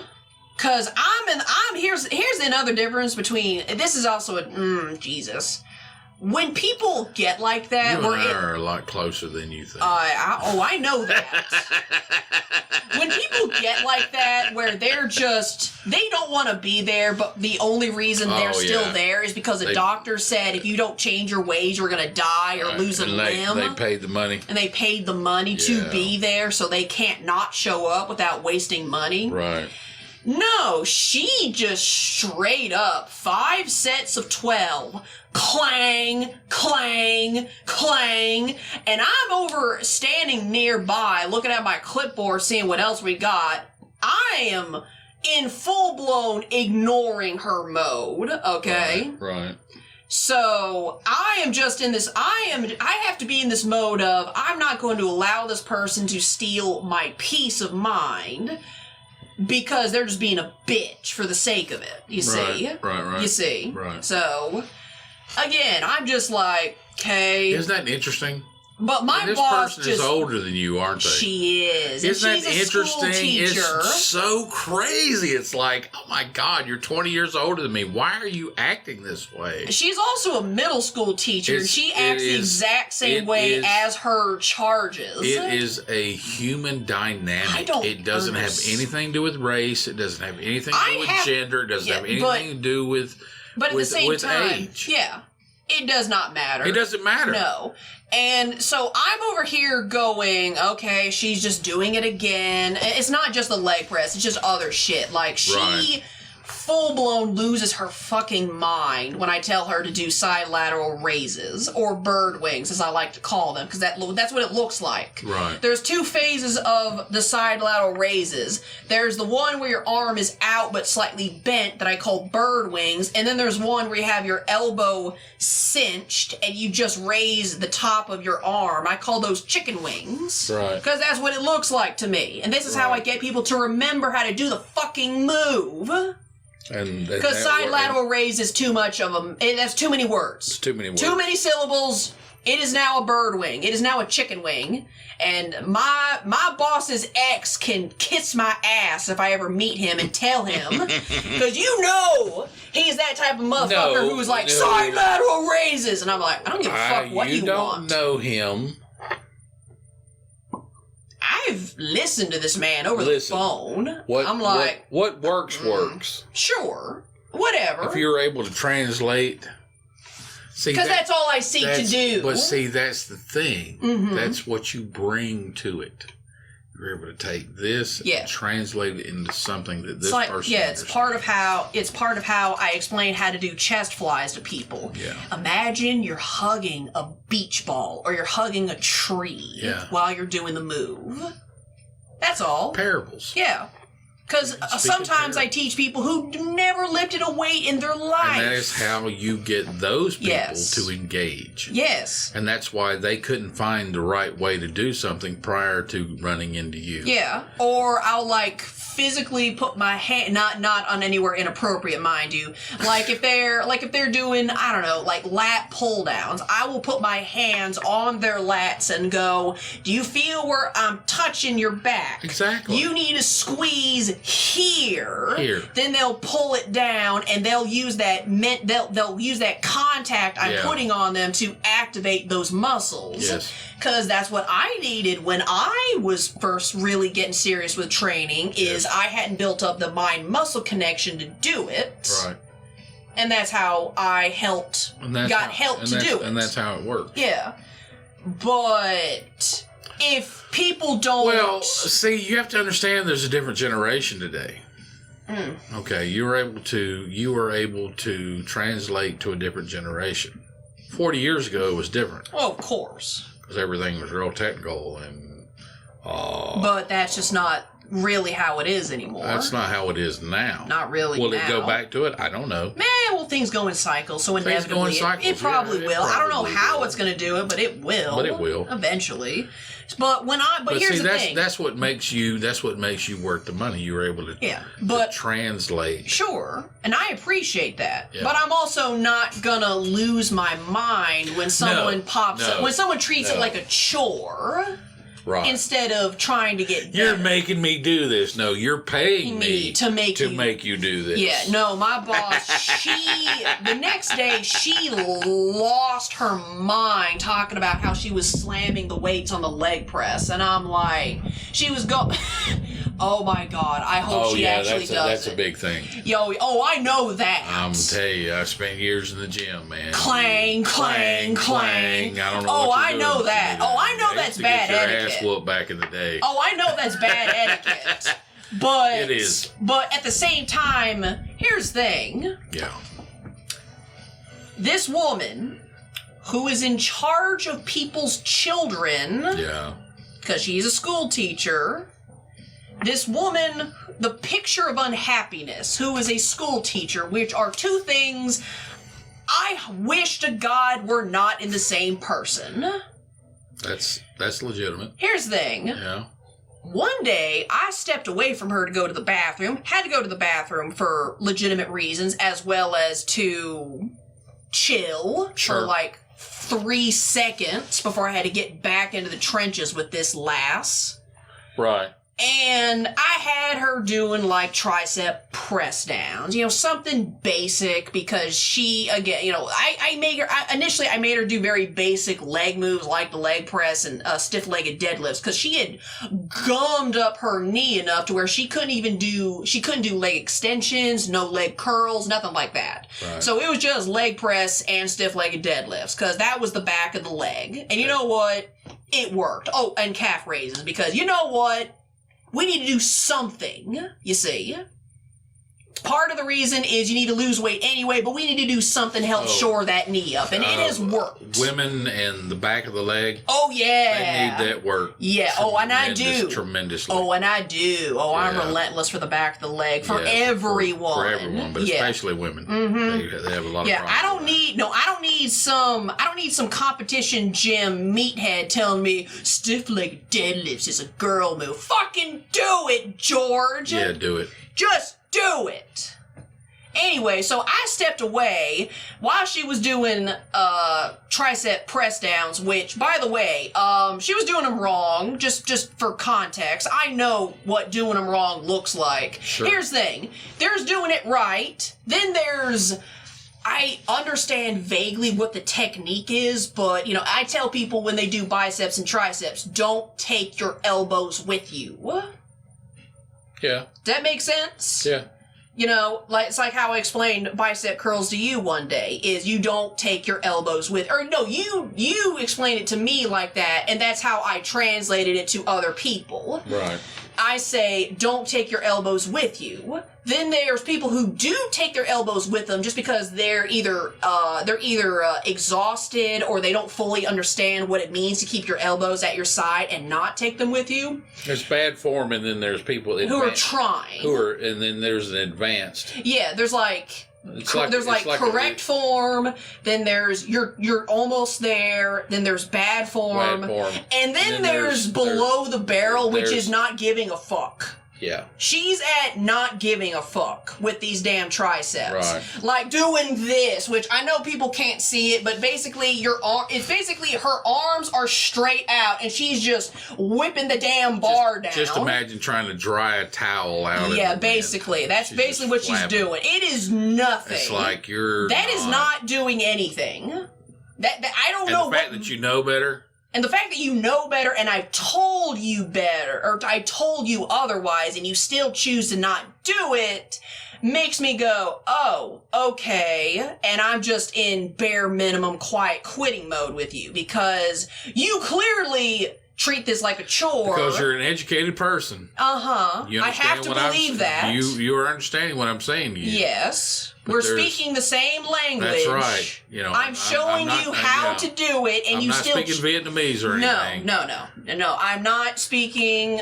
this is not... I'm not speaking... Basically, what you're Gaelic, doing... nothing. You're angry with me, or you're angry with yourself. Or you're angry with life, or whatever. You're angry with something. You're angry with yourself. Uh-huh. Yeah. And so... I basically just given up on her, honestly and truly, because I'm like, I have no reason to correct you, because you're not going to listen to me anyway. And so I step away while she's doing this weird towel flicking thing with the damn bar, and my boss, and I know you've met her. Yes. You've met her once or twice. No. When you met her, that's basically the gist of what you see in the gym. I didn't. That's not a negative thing. I'm just telling you that's what that is. You have to understand something. I have so much time in the gym. Mm-hmm. When I'm in the gym, it's my gym. Oh, I know. I don't care who you are. She treats it like that too. I put the hours in. Mm-hmm. Okay. Oh yeah. You want to tell me something? Better know what you're talking about. Oh yeah, exactly. And I'll listen to you regardless. Sure. Yeah. But that's my domain. Oh yeah, exactly. Yeah. And that's how she is, which I do respect. Sure. You put the time in, sure. But, so I step away, temporarily go to the bathroom. Right. She says something like, hey, slow down, keep your elbows at your side, or something like that. This teacher, who I would like to reiterate is just the picture of unhappiness and in charge of other people's children. Yeah. Upon hearing from my boss, who's been a trainer for 20 plus years. Who is the authority? She owns that spot, or she pays the bills at that spot. That's correct. She's the boss. Telling you to slow down and to do the move a certain way, and this client of mine rolled her eyes at her. Mm. Oh yeah. So upon my boss telling me that she rolled her eyes at her, I went, oh, there's nothing I can do. Because here's the thing, she may not listen no. Here's the thing, she may not listen to me because I'm younger, and I've accepted that. There's just some people who are just like that in this world. I get it. Some people, they're walking around doing something, and then some 12-year-old rolls up, tells them something that they probably could be doing better, but then they brush it off because, oh, you're fucking 12. What do you know? You see? Yeah, what do you know? Some people are just gonna be like your that. boss, obviously, for and the fact that she was she is an authority. Yeah, no, I will what not. You're involved in. I will not take that away. As much as I like to as much as I like to go, you are fucking stupid sometimes. You are overextended. Yeah. You need to stop. You need to take it back. This you know. No. I will never fight her on any... That's just being smart. Yes, I will never fight her on how to do a certain move, on how to eat a certain way. Right. No. She is very much by the word of the law when it comes to how this gym is run, and I do not question her 95% of the time. That's exactly the way you should be. The other 5% is for stuff where we need to probably... Could this be better if we did it this way? Yes. You suggest things. I suggest that 5%, you suggest things. Yes, and if she takes it, then if she takes it, then she takes it. If she doesn't, then she doesn't. But that's not on me, because I am not personally responsible for other people's emotions, really. Exactly. So when this client of mine is defiant to her, and I hear about it, I'm just like, okay. I know what I'm dealing with. And you know what? I've said to my boss, look, she's cruising for a bruising because she's eventually going to do something that's going to get her hurt. Oh, yeah. And I'm going to have to be there going, I told you how to do it, you didn't. That's why we have people sign a waiver. Well, I wouldn't exactly involve the waiver. Oh, no, I don't, but that's why we do that. That's part of why we do that. You know what? If doing functional things causes her to be that way, then you should just pound her in. I do. You should just absolutely rough her up. I don't know what. If you're going to give me pushback over productive things, okay. I'm going to drive you into the ground. I'm going to drive you into the ground. Oh, no. I mean, what else is there? She renewed with me. That's how I know. And maybe she needs it. She might just want to suffer. I don't know, because... There's nothing wrong with that. No, but you have to know that. I know, but some people need that. I get it. They do. That's fine. Like I said, I get paid either way. You get paid either way. Yeah. And it doesn't bring me joy to just drive her into the ground.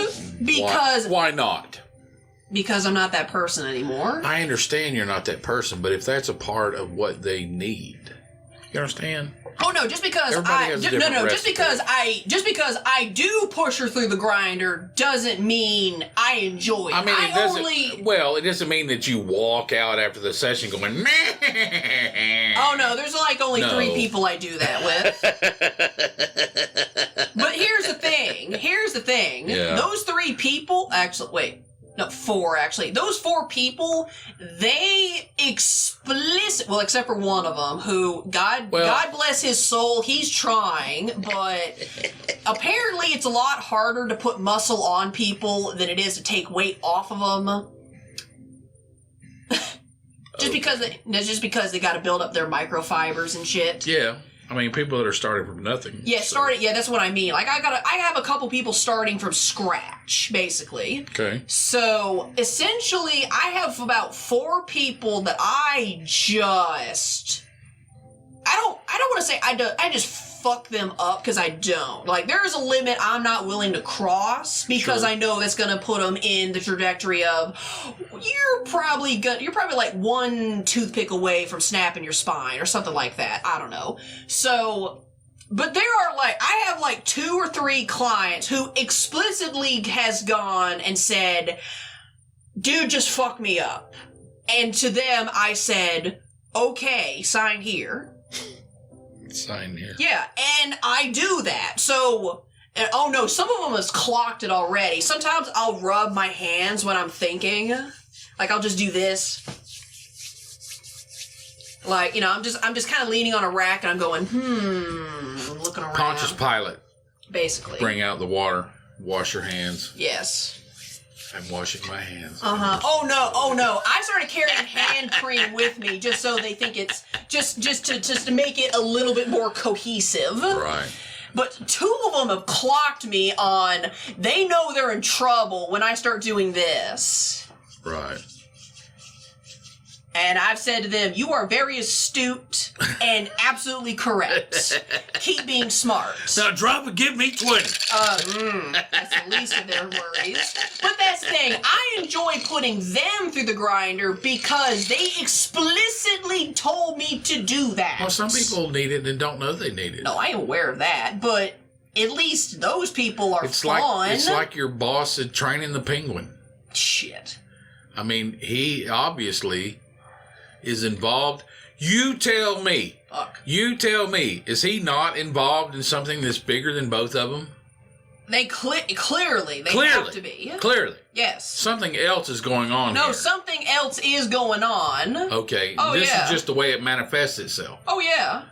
I don't know what his issue is, and I know my boss has no clue either. And he obviously needs... It could be a combination of things. It could be a combination of things. It is... you know, we as human beings, we have a tendency to lean towards, drift towards elements that we need to be involved in, that we need to experience. Sure. And sometimes... for better or for worse. Sometimes it's painful, and sometimes it's... But sometimes pain is part of the process. Sometimes pain is part of the process. You know. That's why I tell people... Terrible that's why I tell people burning pain good. Stabbing or pinching is bad.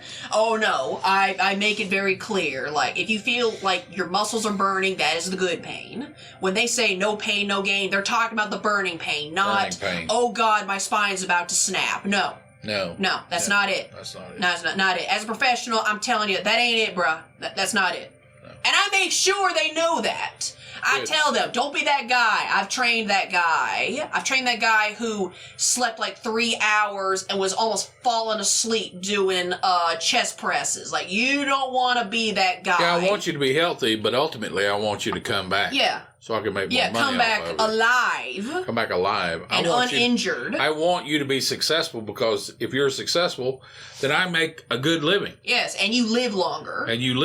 Yes. So, I mean, what do you want from me? I don't know. So. You know. But no, this person who, again, I just remember my boss going, you know, if she slams that way one more time, I'm going to yell at her. And I said, why don't you? Yeah, why don't you? Because I've given up. I didn't say that because there were clients in the room, but I do want to tell her, say, like, well, that's just, I'm going to tell you something. Well, that's the thing. I want to tell my boss, look, I am in complete, just, anytime she comes, hell. Bad etiquette's bad etiquette. Bad etiquette's bad etiquette, but I'm like... It's like leaving weights on a bar, okay? You don't do that. No, you don't do that. Okay, you loaded it, unload it, yes. You lazy piece of shit. Yes, it's called good etiquette and bad etiquette. You know, and when and I'm like, I do want to tell my boss, look, I've given up, and I don't want her to cause me any more mental strife than there already is gonna be. So you know what? She's just saying how far she can push him. Oh, I know.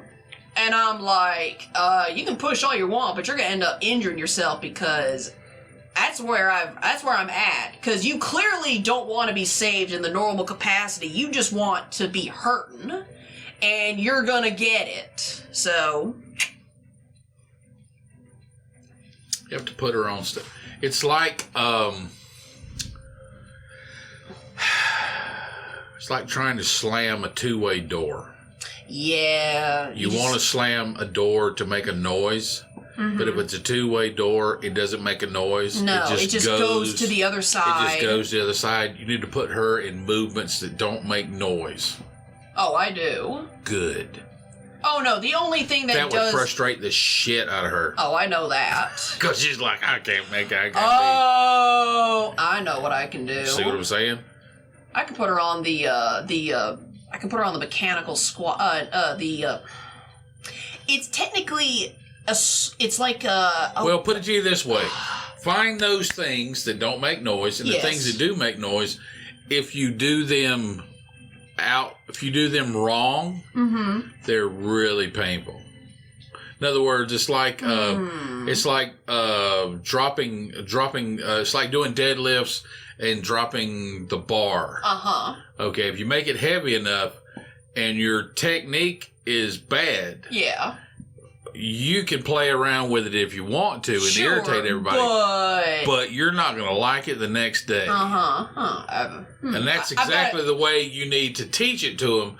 Okay, you can use poor technique, but tomorrow when you wake up, you're not going to like it. You're not going to like it. So basically, I have to put her on mostly dumbbells and less machines and cables. I'm just saying that, yes. Hopefully her knee's not gummed up enough to prevent her from doing squats. Because it'll make you go, oh, remember the last time I did this and I hurt for 6 days. Yeah. Yeah, oh, I know. Yeah, that's where you're headed with that. Well, at the very least, I'm not going to make her do the leg press anymore because clearly that is now... Oh, wait, no, I can adjust... Ooh, I can adjust the seat where even if she's completely bent at the knee, she can't slam the weights. Yes. I'm going to have to start doing that then. Because, again, look, as much as I do wish this person would go away, I don't want... She's not mad at you. She's mad at herself. Oh, I get that. But she needs to understand that her actions... She can either help herself or she can hurt herself. Well, if it isn't the consequences of my actions. Yeah, exactly. No, that's where I'm at. Yeah. Because I'm just like... I do want to level with my boss and be like, you know what? I legitimately do not care about this individual. I'll train them, but if they give me pushback on how to do something a certain way, or if I show them how to do it and they continue to not do it in the correct way... Which is just being dumb. Because they're paying you to train them. Correct. Yeah. No, I'm just like, I am not bending over backwards to get them to do it right. Don't. If they want to suffer, I will allow them. You let them. It's like when my boss is training the 40-day fast penguin guy. Yeah. You know, he goes, oh, this is too light. I say from across the room, more weight! Yeah. It's not heavy enough. Not heavy enough? All right. Okay. Sure. Okay, sure. Oh, this is too heavy. No. This is what you said. That's what you said. This is what you said. Hold them to it. Yeah. That's what you said. Nothing wrong with that. Oh yeah, but it is such a you've evolved. It's a very interesting human study. It really is. It's the dynamics of it are really interesting. I know, because sometimes I'll look at my boss and go, "You're the authority, and yet you still have to bend to certain people in a certain way. Why?" Yeah, fuck them. It's why I got so pissed off at her at the guy slapping her ass during that free consultation, and he didn't have enough money to do even the most... She should have just ended it. Yeah, should have just pointed at the door and said, get out. Get out. Yeah, right then and there. But no. And it took me... Right. Practically frothing at the mouth upon entry for her to go, I don't think this is a good idea. Well, I mean, that her culture. I get it. I get it now, but at the same time... Well, don't per se. I'm not... I know. No, I get where it comes from, but that doesn't mean I'm not going to say anything about it. You weren't raised to be or existed in a culture where you were objectified. Yes. And I appreciated that. You were empowered. Yes, and I appreciated that. And she was not. No, I will say this. I didn't point at her and say, you're fucking this up. I just said, I put it all on this guy. I just said, if he signs up with us and he does that to me or any of my clients, he's not going to walk out of the gym. I didn't point at her and Which is fair. I didn't point at her and go, you need to be better. I had a... but I just made a very stark impression of, this will not be allowed to continue. I had a situation, I don't think I brought this up. Oh, Lord. About 6 months ago. Oh, no. I definitely have not heard this. I was at my job, and I was sitting out. Mm-hmm. And they brought... Minding your business. Minding my own business. I was on the computer. I was doing my job. Yeah. And a locksmith came in. A gentleman. A fellow. Okay. A male. Okay. And I'm working on the computer. Yeah. And they came down the hallway, and my computer at the time was in the hall. Sure. And when he, as the secretary, the clerical person was walking him past me. Sure. And I'm like, I didn't even acknowledge that. Yeah, you're literally just like, typing on the computer. And then all of a sudden, I felt him touch me right here. Right in your side. In my side. Your side. My side. Was he like a brush or? No. He poked you. He poked me like this. Bang. In your side. In my side. And And they kept on walking that way, right? Mm-hmm. Okay. And I was like, okay. Whatever. Click, click, click, click, click, click, click, click, click, click, click. And he came back by. This was all within 20 minutes. He came back by, and he poked you again. He caressed me. He put his hands on my. He put his fingers on my arm, touched me like this, and then he did this, where his fingers were together in like an OK sign. His Put thumb it on and your forearm. On my forearm. And then separated the thumb and the index. separated the thumb and the index. That's a caress. Did you break him in half? Wait a second. Okay. I'm waiting for that part. I'm waiting for that part to come. Then I was like, okay, the first one, the second one, strike one, strike two. And I'm like, ticka, ticka, ticka, ticka. And I'm trying to maintain, right? And then you're not trying to lose your shit. I'm not trying to lose my shit. And then he came up and he put his hands on my shoulder and leaned in and said, he asked me where so-and-so and so-and-so was. And I turned around and I looked at him. I was really irritated. And he said, oh, hey, I'm sorry to bother you. I said, you're not bothering me. Just don't touch me. I don't know you. This is all I said. Yeah. From a seated position. Yeah. I said, don't touch me. I don't know you. Yeah. And then he began to... Backpedal? Then he began to give me pushback. And that's when I realized what I was involved in. If he would have just said, oh, I'm sorry. Because I've done that with people. Yeah. There's a certain way that I am, and it has crossed the line with certain. I don't mean touchy feely. I'm not touchy feely with people I don't know. No, but sometimes people are in the way, verbally, so I physically have to. So you physically have right. to move them out of the way. No, it had nothing to. My way has nothing to do with don't touch. I don't touch people because I don't like to be touched. Correct. If I don't know you, don't touch me. Correct. That's it. Period. Likewise. Okay. Yeah. All right. Especially if I don't know you. Yeah. So this dude tried to give you pushback. 20 years ago, I would have put him on the ground. Oh, I know that. And he started to give me, he goes, then he started to gaslight me, right? He was like, oh, well, if you were raised by nicer people. Oh, no. And in my mind, I'm thinking, oh, I'm going to kill you, man. You're about to get, I got your number now. Yeah, you're about to die, Chief. Okay, because I know what you are now. Okay, it isn't that you're just being friendly. It isn't that you're trying to pull fast one. You're trying to instigate something that obviously I'm not responding to. So now you're going to tell me it's my problem. Oh, and Buddy and I spun around and I was like, man, you know what? All you had to do was leave it alone. I said, you've touched me 3 times in the last 20 minutes. Don't touch me. I don't know you. And then you're going to give me shit about me telling you not to touch me. Yeah. And he continued to argue with me. And then I got up and got in his face. Yeah. Okay. And I was about to lose my job. This happened about 6 or 7 months ago. Okay. That seems reasonable. And my attitude is simply this.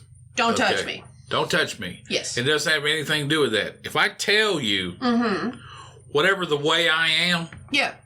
If I'm civil. Yes. And I was civil. I was like, hey, Chief, you're not bothering me. I don't know you. Don't touch me. That's all I said. Yeah. I didn't say don't touch me, faggot, or anything like that. Yeah, you didn't use any derogatory language. I didn't use any derogatory language. I wasn't loud. I just said, hey, I don't know you. Don't touch me. Okay. Which is a fair statement. Correct. Okay. It's my body. It's my person. Yes. feel the same about anybody else. Yes. This is who I am. This is my space. If I ask, I should, honestly and truly, I shouldn't have to ask you. Sure. Okay, you should keep your hands off me. Oh, of course. Okay. Yeah. All right. And then to give me pushback, that tells me that there's another motive involved. Mm-hmm. Okay. Yeah, because all he could have done was, sorry, bro. And I've done that. Yeah. I don't mean with touching. I mean, I've spoken to people in a certain way. A certain way. Yeah, me too. A little more harsh than maybe I thought. Yes. And I didn't mean it, because if I speak to you in a harsh way, buddy, I'm going to be up in your nose. Correct. Okay, it's going to be blankety, blankety, blankety, blank. There's not going to be any gray area where you're going to go, I wonder what they meant by that. But then you're going to know. But then again, some people, they're not used to people like that. No, they're not. So it wasn't anything like that. How did this situation end, if I may ask? Did someone show up and be like, oh my God? One of my coworkers. Who knows better? One of my coworkers called someone from the other side, one of the other nurses that I work with. His name is Noah. He's a cool guy. Called him over. And he came in, he said, hey, Nate, hey. And it just allowed me to break just for a second. Yeah. And I just went, because I realized not only was I about to get fired, I was about to fuck this dude up bad. Yeah, bad. Okay? Yeah. Because it wasn't that he did what he did. It's the fact that he tried to gaslight you. He tried to gaslight me on top of it, because that's when I realized, okay, it wasn't innocent what you were doing. No. This wasn't like, this is part of your culture. Right. This is how you were raised. Right. No, you're trying to tell me that there's something wrong with me because I don't accept what you're doing, but you're clearly over the line. Yeah. When all he could have done was, sorry, bro. Sorry. And then went and did his thing. Okay, but then he starts to argue with me. Oh, you weren't raised by nice people. So not only does he insult me, he insults the people that raised me.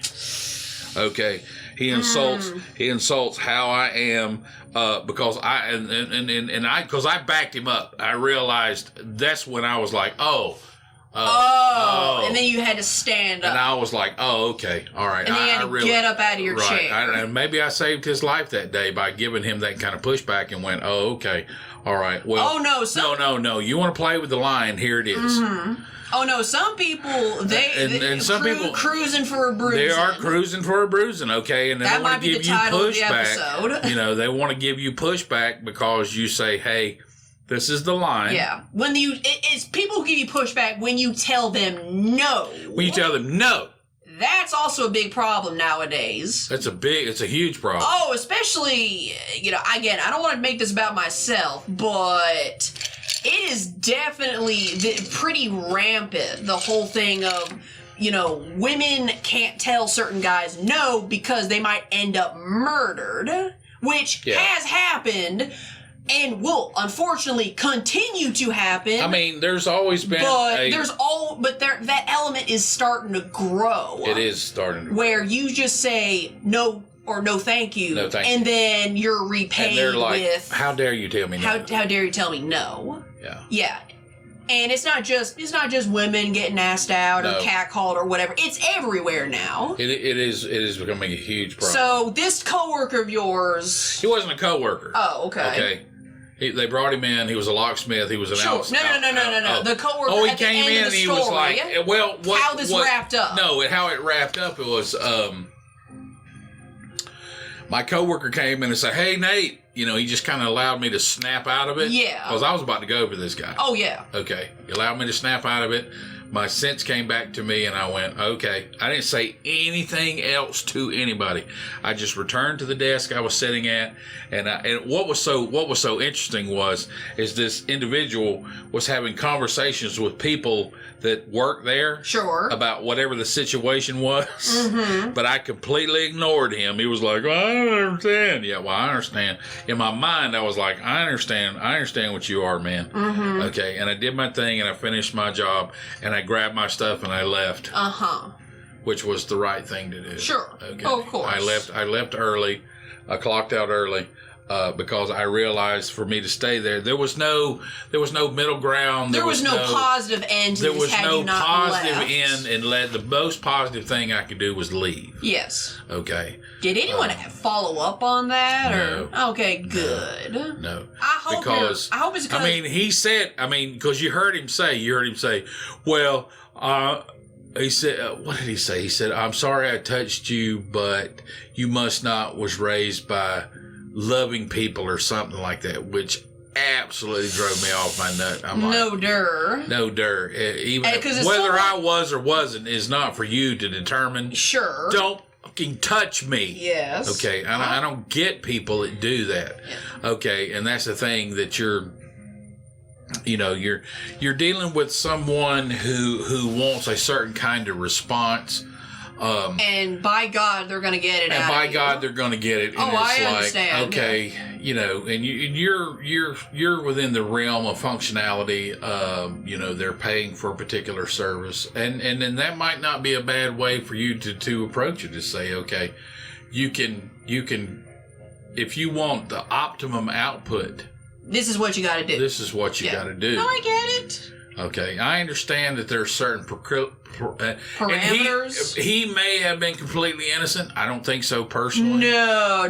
When you After the third time. Here's the thing. It's not like I don't want to bring their names into it, but you know who they are. The sports medicine masseuse dudes. Yeah, we're good friends with them. But here's the thing. That's literally their culture. They do not mean anything bad. This is not to throw shade. They're Greek. People who are Greek, from my personal experience, they're very touchy. Like, they hug people hug good friends when they meet them. They really shake your hand. They when they touch, put a hand on your shoulder. There's an introduction involved. Correct. This guy touched me. He didn't know me from Adam's House Cat. Yeah, he literally. Okay, he literally put his hands on me. Yeah, it would have been different if he put his hand on his shoulder and said, "Hey, I'm John. I'm John. What's your name?" And they kind of patted your hand to shake your hand. But here's the thing. That's their culture. Yeah. These Greek fellows. And I don't get mad at them if, when they shake my hand, they also touch my shoulder. Because that's how they do. Right. And thankfully, I'm a little bit better at this now. I understand the difference between that, and you do as well, between someone just innocuously oh, hey, man, grab your shoulder, shaking you and be like, I'm happy to see you, versus if you were raised by loving people then it's like, yeah, I'll squash you into a grave. Mm-hmm. No, this is partially why. There's this aspect of people that, there are people that have their mind and their heart in the right place. Yes. And there are people that don't. You just gotta know the difference. And you know the difference, and there's nothing wrong with calling and trying to work through the issue with, Oh yeah. Oh, I the understand. people that do have their, heart in the right place. Oh yeah. Because I will say this, it is become a lot easier, at least on my end. I think I've finally gotten to that point. It just took me some dumb shit to get there, which, you know what, I'm here, I don't care. Yeah. A lot easier to tell people's intentions if their heart is in the right place versus not. Because, again, the dumb shit I refer to is the soap opera I didn't sign up for. Yeah. That was the big one, because after that, I was like, oh, fuck this. I don't want to do that again. Right. Going on my trip of, seeking enlightenment, which in itself is I don't know what the fuck that looks like, which is kind of defeats the purpose of it. This whole thing of seeking answers within, cultivating your sense of divinity from within, trying to, look at yourself and go, is there, and go what's there? Where is everything? And trying, and paying attention to people. Right. Paying attention to people, when they when they do the whole, I'll give you an example. When people jokingly say something, but it's a little too specific to be a joke. You know what I mean? And they laugh it off. And they're like, don't you have a sense of humor? Yeah, and I'm like, you're trying to say, you're lying to yourself. Yeah. You said something. I'm on to you. Yeah, I'm on to you. Yeah, you said something you weren't meant to say, and somewhere in you know that, and you're trying to backpedal.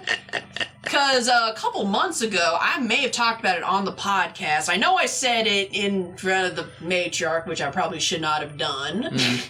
But you know what? Whatever. She knows about it. It's on the table. So what's done is done. I remember several months ago, this is how I knew I was more important at my current job than I had previously thought.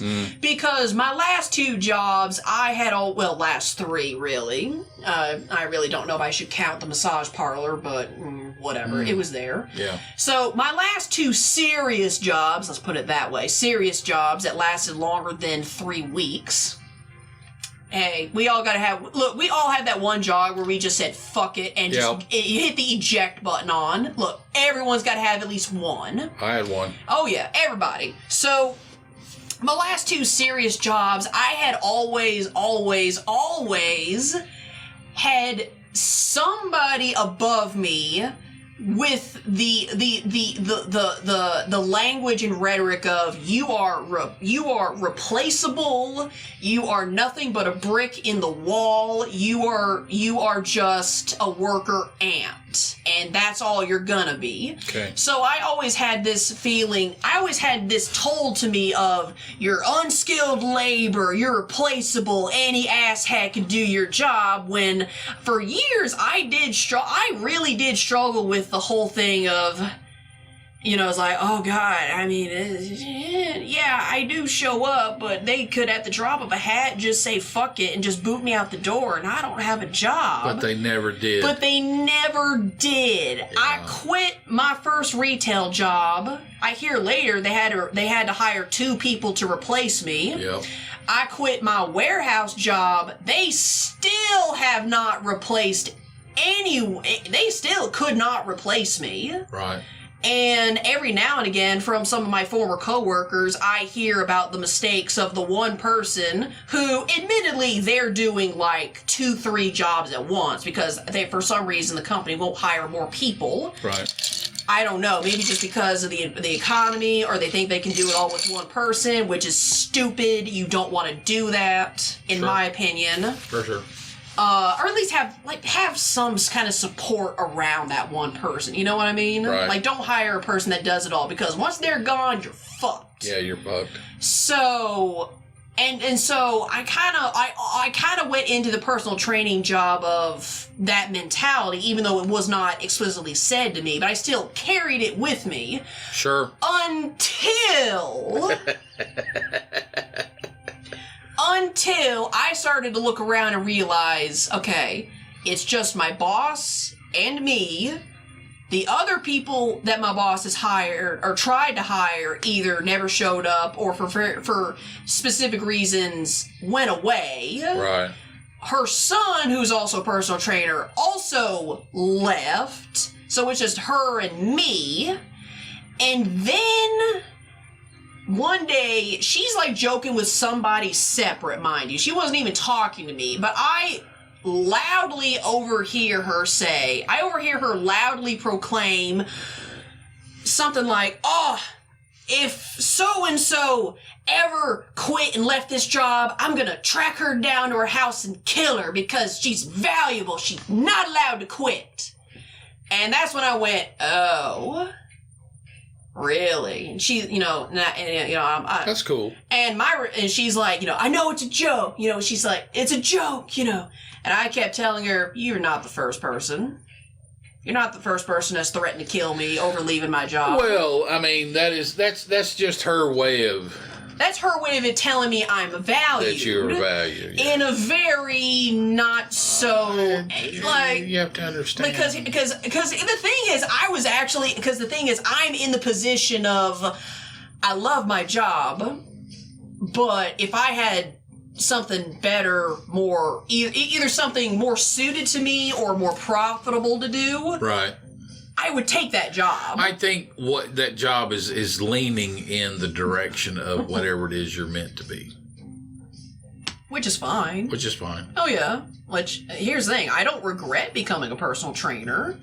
I'm just burnt out and I don't enjoy generating leads because because of being on the spectrum or because of the pandemic or just because I just feel so artificial when I try to engage people in the whole, like, come to my gym, you know, free workout. Try to sell people stuff. When I try to sell people stuff, it's like, I know how to... That's tough. I'm a closer. If there's one thing I have learned about the salesman process in this job, I'm a closer. Yeah. You know? Right. You know, I will bend over backwards to get you to sign that piece of paper. Now, I'm at the point where I don't have to do that. Like if I take someone through a free workout, most I'll do is probably like a 10% discount if I like you. But if I don't like you and I prefer not to train you, like the Portrait of Unhappiness or the woman that I swear to God did not have a soul, I'm not going to give you the discount. Do you find that not giving the discount gets you more clients, or giving the discount? It certainly dissuades people I otherwise would be just utterly miserable with to go away. I'm just saying that, is it possible that not giving the discount makes you more successful? It definitely makes me more money. Well, it does make you more money, but does it get you more clients? It's about even.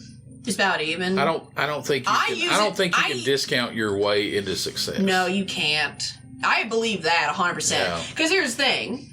I have my boss to look at for that example. Right. Because she, again, 60 to 65 hours per week. 7 days, not over a 2-week period. I just can't imagine. You know, and she's cutting deals with all these people left and right. And I'm thinking, if you didn't do that, you would drastically cut your hours down and make 3 times the money. Right. You would work less hours and make more money. And that's why I withheld it. Or that's why I withhold the discount. Listen, I am as now, as a parent, I am so glad you're welcome. You understand that. You're welcome. Thank you. That's great. I hope this podcast / all of my life decisions. Yeah. Not all of them, because cut yourself short, people. Okay, maybe not all my life decisions, because I know I'm going to do something that's going to piss you off. It's just inevitable. I'm just telling you, it is inevitable. Not every dart thrown at a dartboard hits the board. Exactly. So.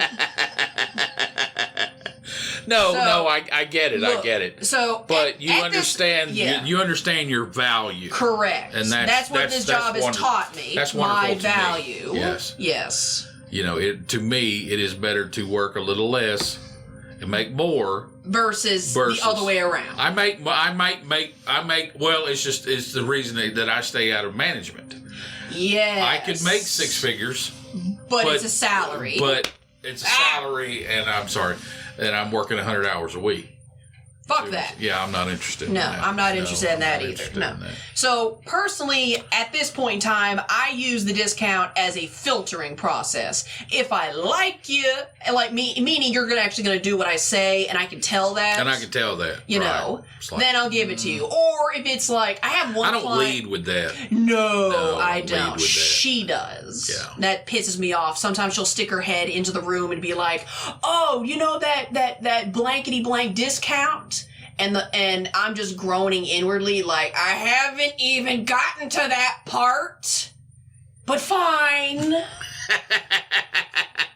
No, the only person... She commits you to something that you haven't even brought up yet? Yes. Oh, yeah, no, the only person selling me short at my job is my own boss. Because she is in that mode of, gotta offer a discount, gotta get them in the door, gotta get signatures, gotta put money on the board. What I would say be I increase... am not... Do what stores do when they increase price. Increase price. Oh, and your discount is your actual price. Oh, I got a story.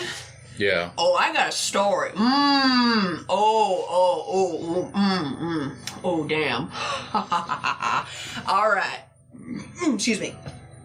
Burp. All right. So, for context.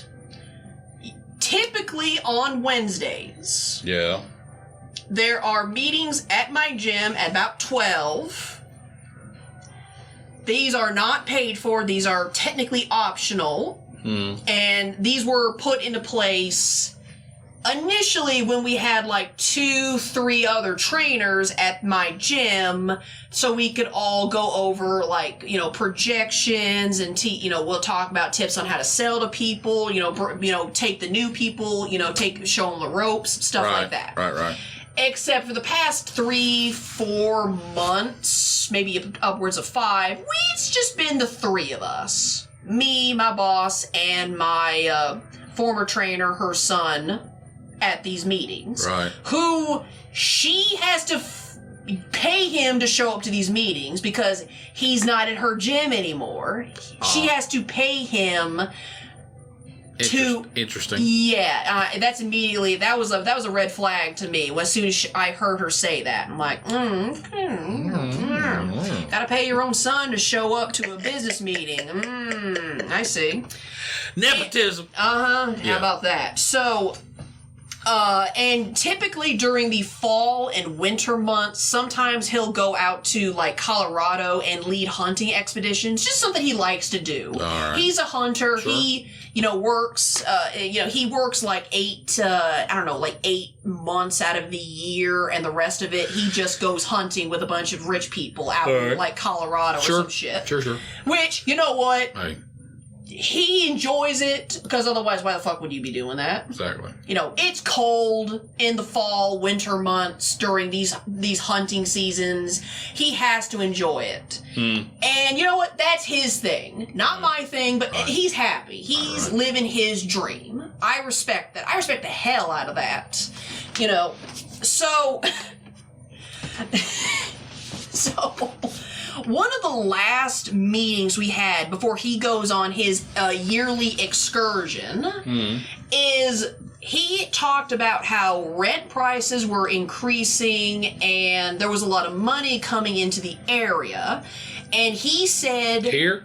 Okay. Yeah. Here. So he said what he's had to do because of the increased revenue coming in, but raising leasing and renting prices, is he uses the same price sheet that we do, because this is what he knows. Sure. He just has to legally change the name because of legal reasons. Right. Which is whatever.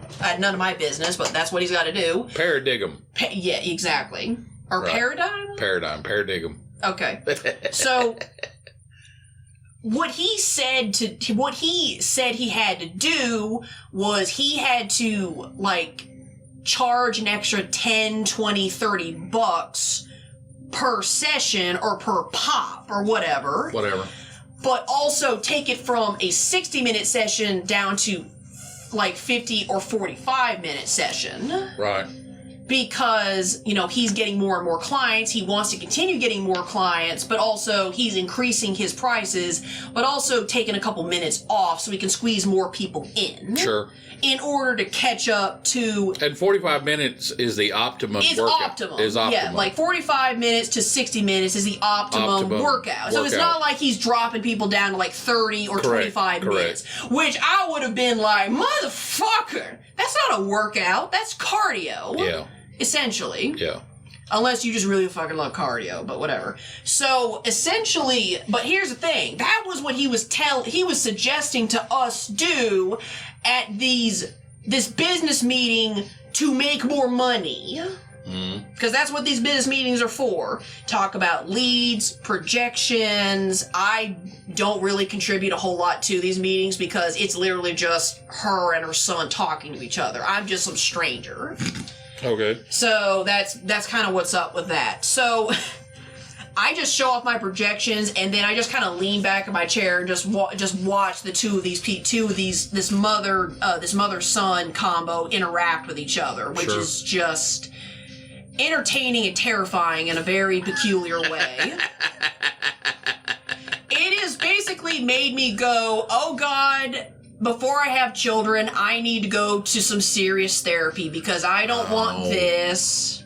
No, not therapy in there's something wrong with me. I mean therapy as in hey, I want to make sure I don't fuck my kid up or have a bad relationship. So can we can you, and I just said to the therapist, like, you as a third-party person, help me out. Yeah, love them and everything will work out. Oh, I know that, but I just want to make sure I understand. Give them a few dents in the head along the way. That's You'll apologize for those. Yeah, exactly. But at least, again, lead with love and it'll work out. Yeah, lead with love.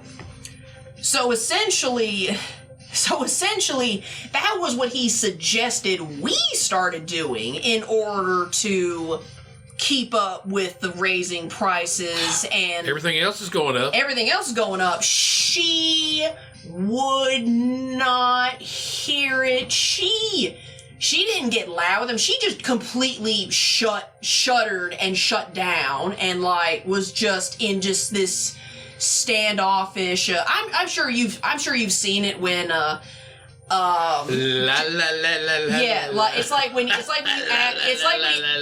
ask someone what's wrong and they go nothing. Nothing. Yeah, like that. Yeah. Yeah, she was just in this total lockdown mode and she would not raise prices. She would not entertain it. She would not raise prices. She sure as hell was not going to cut down on other people's times.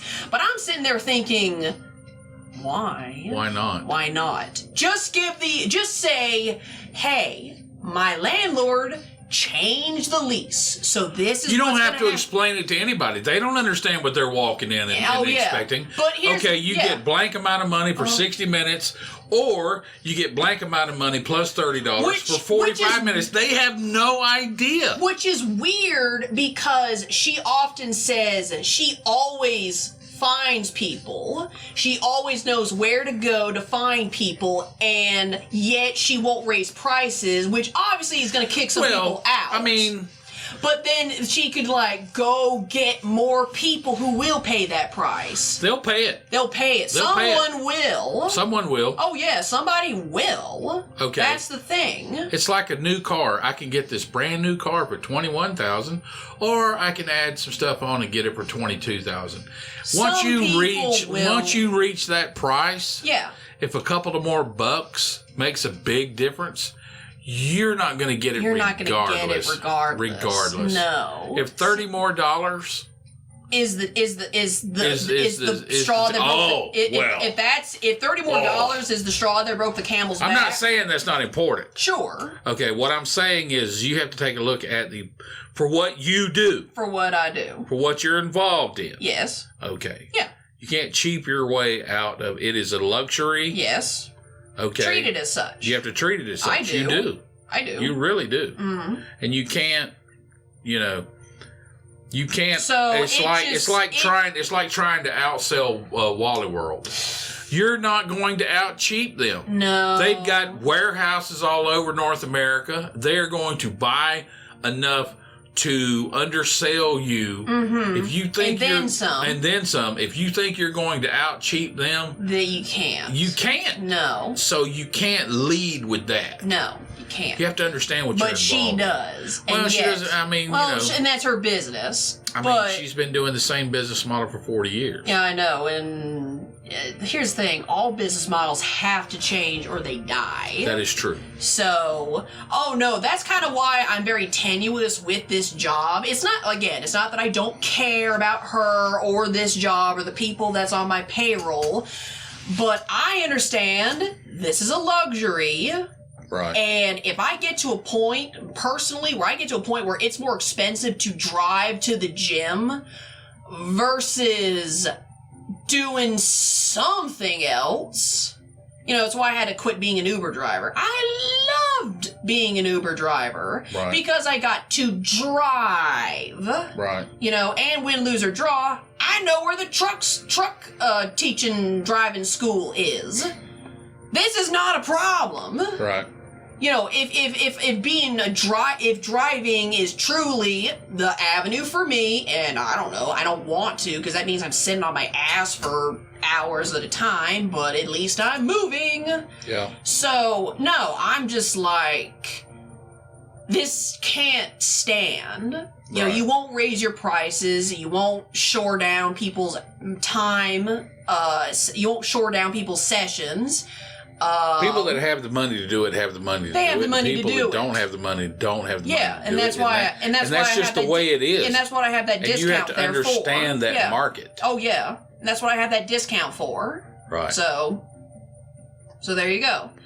And I'm like, okay, it's starting to get more and more dangerous around that place. There's stray dogs, people's windows are getting broken into, and they're taking their shit out of their car. There was a police raid, stray dogs, wait, I said that. There are several shady-looking individuals who keep prowling the parking lot sometimes and looking at people's cars. Right. And it's this huge, sharp uptick in shadiness and, potential and actual crime taking place in the past 3-4 months, this uptick. And I'm just looking around going... and I even said this. I said, if you hadn't renewed that lease, I would have said you probably need to go somewhere else. And immediately she's like, no. Never had cars getting broken into. And I'm like, well, you are now. You are now. Yeah. She's her retaliation for me saying, if you hadn't signed that renewal lease, I probably would be suggesting we go somewhere else. And her answer to that was, I've been here for 6 years. I've never had people's cars broken into. And I'm thinking, you are now. You are now. This is where we are now. Yeah, no, I'm not trying to make myself out to be some layabout. I'm not trying to be a layabout. I'm not trying to be lazy when it comes to my job. But I understand there is a time and a place to stay. And there's a time to leave. Writing on the wall. Yeah, you gotta know when to hold them. And you gotta know when to fold them. You gotta know when to get the fuck out of town. Yeah, you gotta know when you gotta fucking leave the table. And, well, for certain individuals, it's folding time. Well, and hey, cool, good for you. You wanna battle your way? It's kind of like that. It's kind of like walking in that first day of college class, and then the instructor goes, "Nobody gets an A in my class." And it was like, okay, withdraw. Yeah, withdraw now. Yeah. I'm not scared of a good challenge, but this is unnecessary. Yeah, this is unnecessary. And maybe it's the powers that be saying. What's she going to do? Yeah, I know. She's already signed the... They've already declared... she's already signed... Yeah, she's already signed the lease. So she's already signed another 3-year lease there. So she's stuck. She's stuck. Unless she lacks the ability to pay the rent or however the hell the lease is set up, or whatever payment she has to make at the end of the month or the year or the whatever the time schedule is. Right. If she's not able to pony up the dough, then she's going to get kicked out anyway. If you weren't working there, she'd be living in the back. Exactly.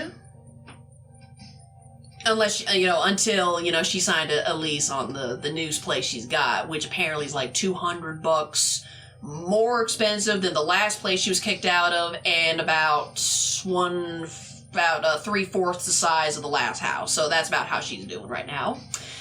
You can kind of see why I'm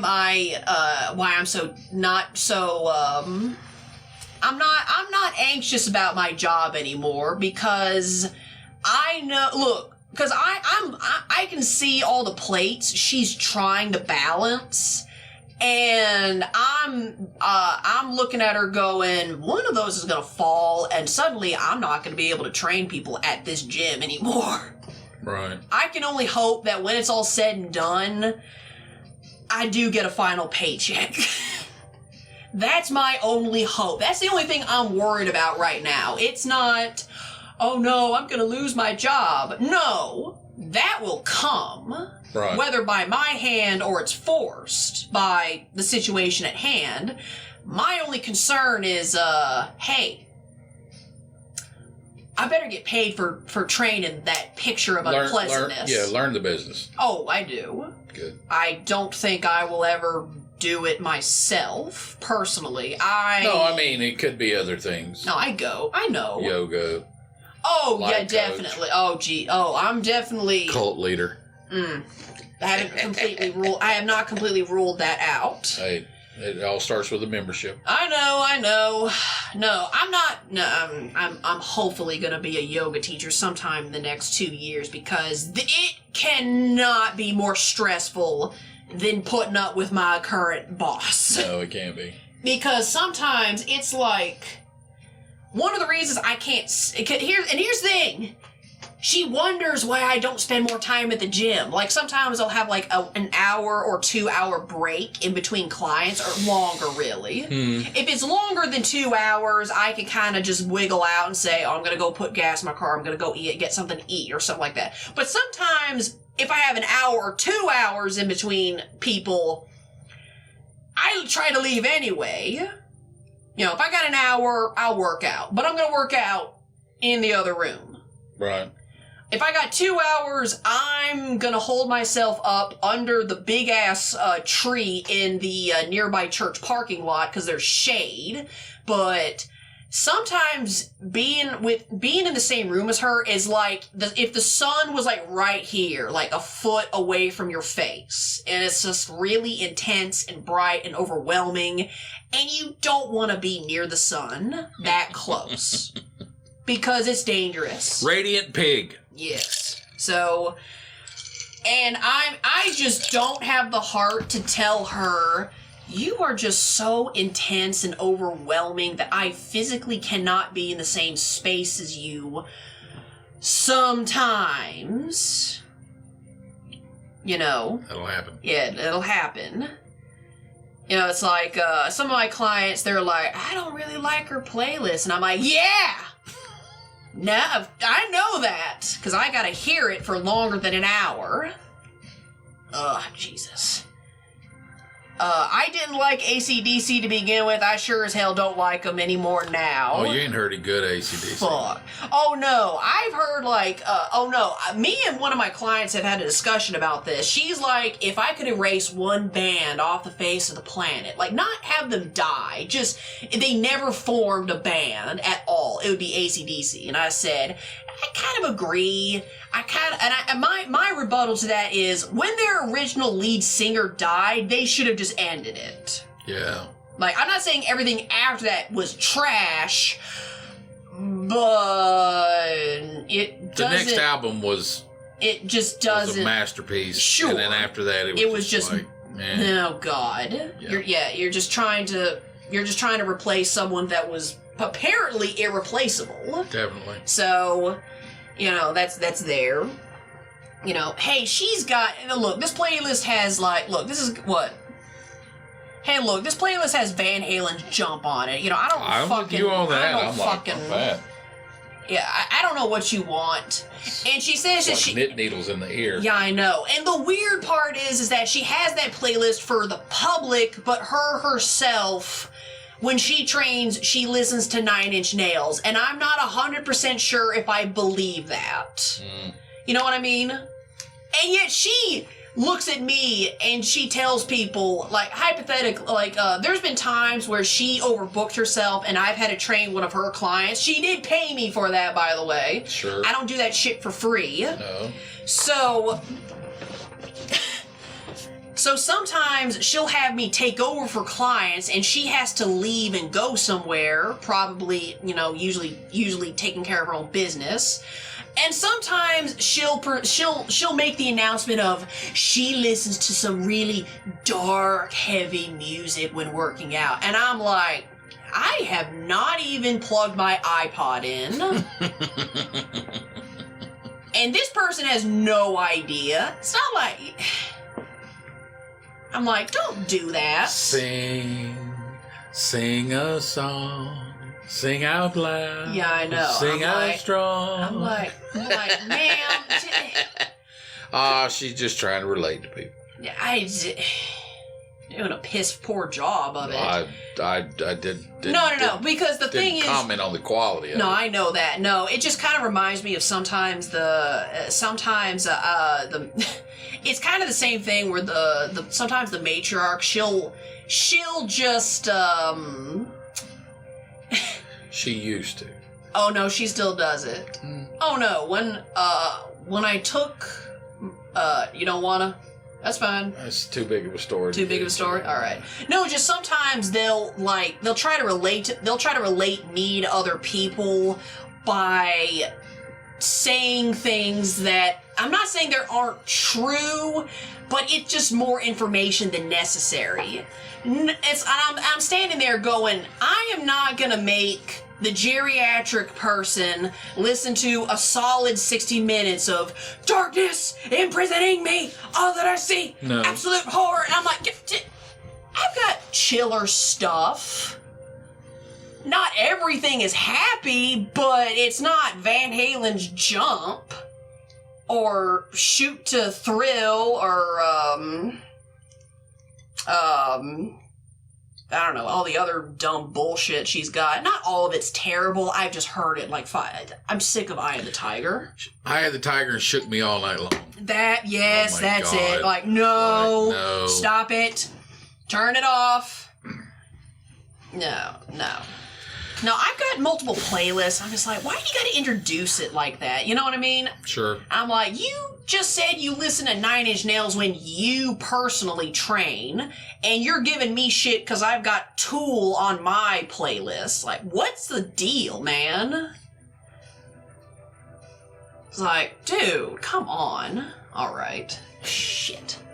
I'm out of gas. I can tell the tea wore off, so yeah. That's fine. I'm just... 2.5 hours. That's fine. That's fine. It's fine. Burr. So that's kind of, again, I'm just... We love you. I know. I'm aware of this, and I need a vacation. Yeah, you do. I'm going to that damn yoga retreat up Good. Up at the mountains. I don't know when I'm going to do it, but I'm going to do it. Oh, I'm going to do it. No, apparently there's one they have like twice a week. I just have to pick a week to go. I'm going to pick the one that starts on... I'm going to pick the one that starts on Wednesday and ends on Friday, so at least I have Saturday and Sunday. Yeah. So. Cool. All inclusive? What? They feed you? Yeah, they give you a massage? That part, probably not. Yeah. But I'll take the feeding. Yeah, they say that, part of it is like, I think one of the cheapest rooms they've got, it's like the more expensive one's got like a big, it's got like a big screen TV and like a queen size bed. Who in the hell goes to something like that and wants to watch television? I don't fucking know. Not me. I don't want a television in that room. I don't want a television in that room. Going to something like that. No. I'll bring my phone and a phone charger. Sure, but that's my decision. Yeah. Wi-Fi? Yes, I would like Wi-Fi anywhere just because that's how I roll. I'm not up there to watch television. I'm not up there to watch TV. I'm up there to clear my head, maybe talk to some people and, do yoga and meditate and shit. Awesome. And just be chill and be by myself. But I'm like, what the fuck? Why the fuck would you want they're like, we offer a full kitchen in one of our suites, like the hotel suites. I'm like, man, fuck that. Yeah. Are you cooking? You're cooking my meals for me? Okay, then what's the point of this? If I was staying up there for like 5 or 7 plus days, then maybe. I brought my kids, but I'm not doing that. No, they offer nutritious vegetarian meals, and my whole thing is, you better have some protein with that, because otherwise I'm not going to be happy. Doesn't have to be meat, but give me protein. Eggs. Yeah. Milk. Yeah. Yeah. So, yeah. Fucking hell. Yeah. I'm hungry. I know, me too. I'm hoping my food is ripe. My avocados are ripe. I have something to cook. What are you gonna cook? Udon. Oh, with those ramen noodles, or you actually got udon noodles? I got some kind of warm up thingy, Bobby, that you stick in the microwave. Oh. Curious about. Fair enough. All right, let's eat. Okay. So you good? I'm good. All right. Sweet. All right. Well, that's it, folks. I was your host, Bel-E. And I was your co-host, Mr. scratch. And we'll see you guys next Tuesday. Today. Bye.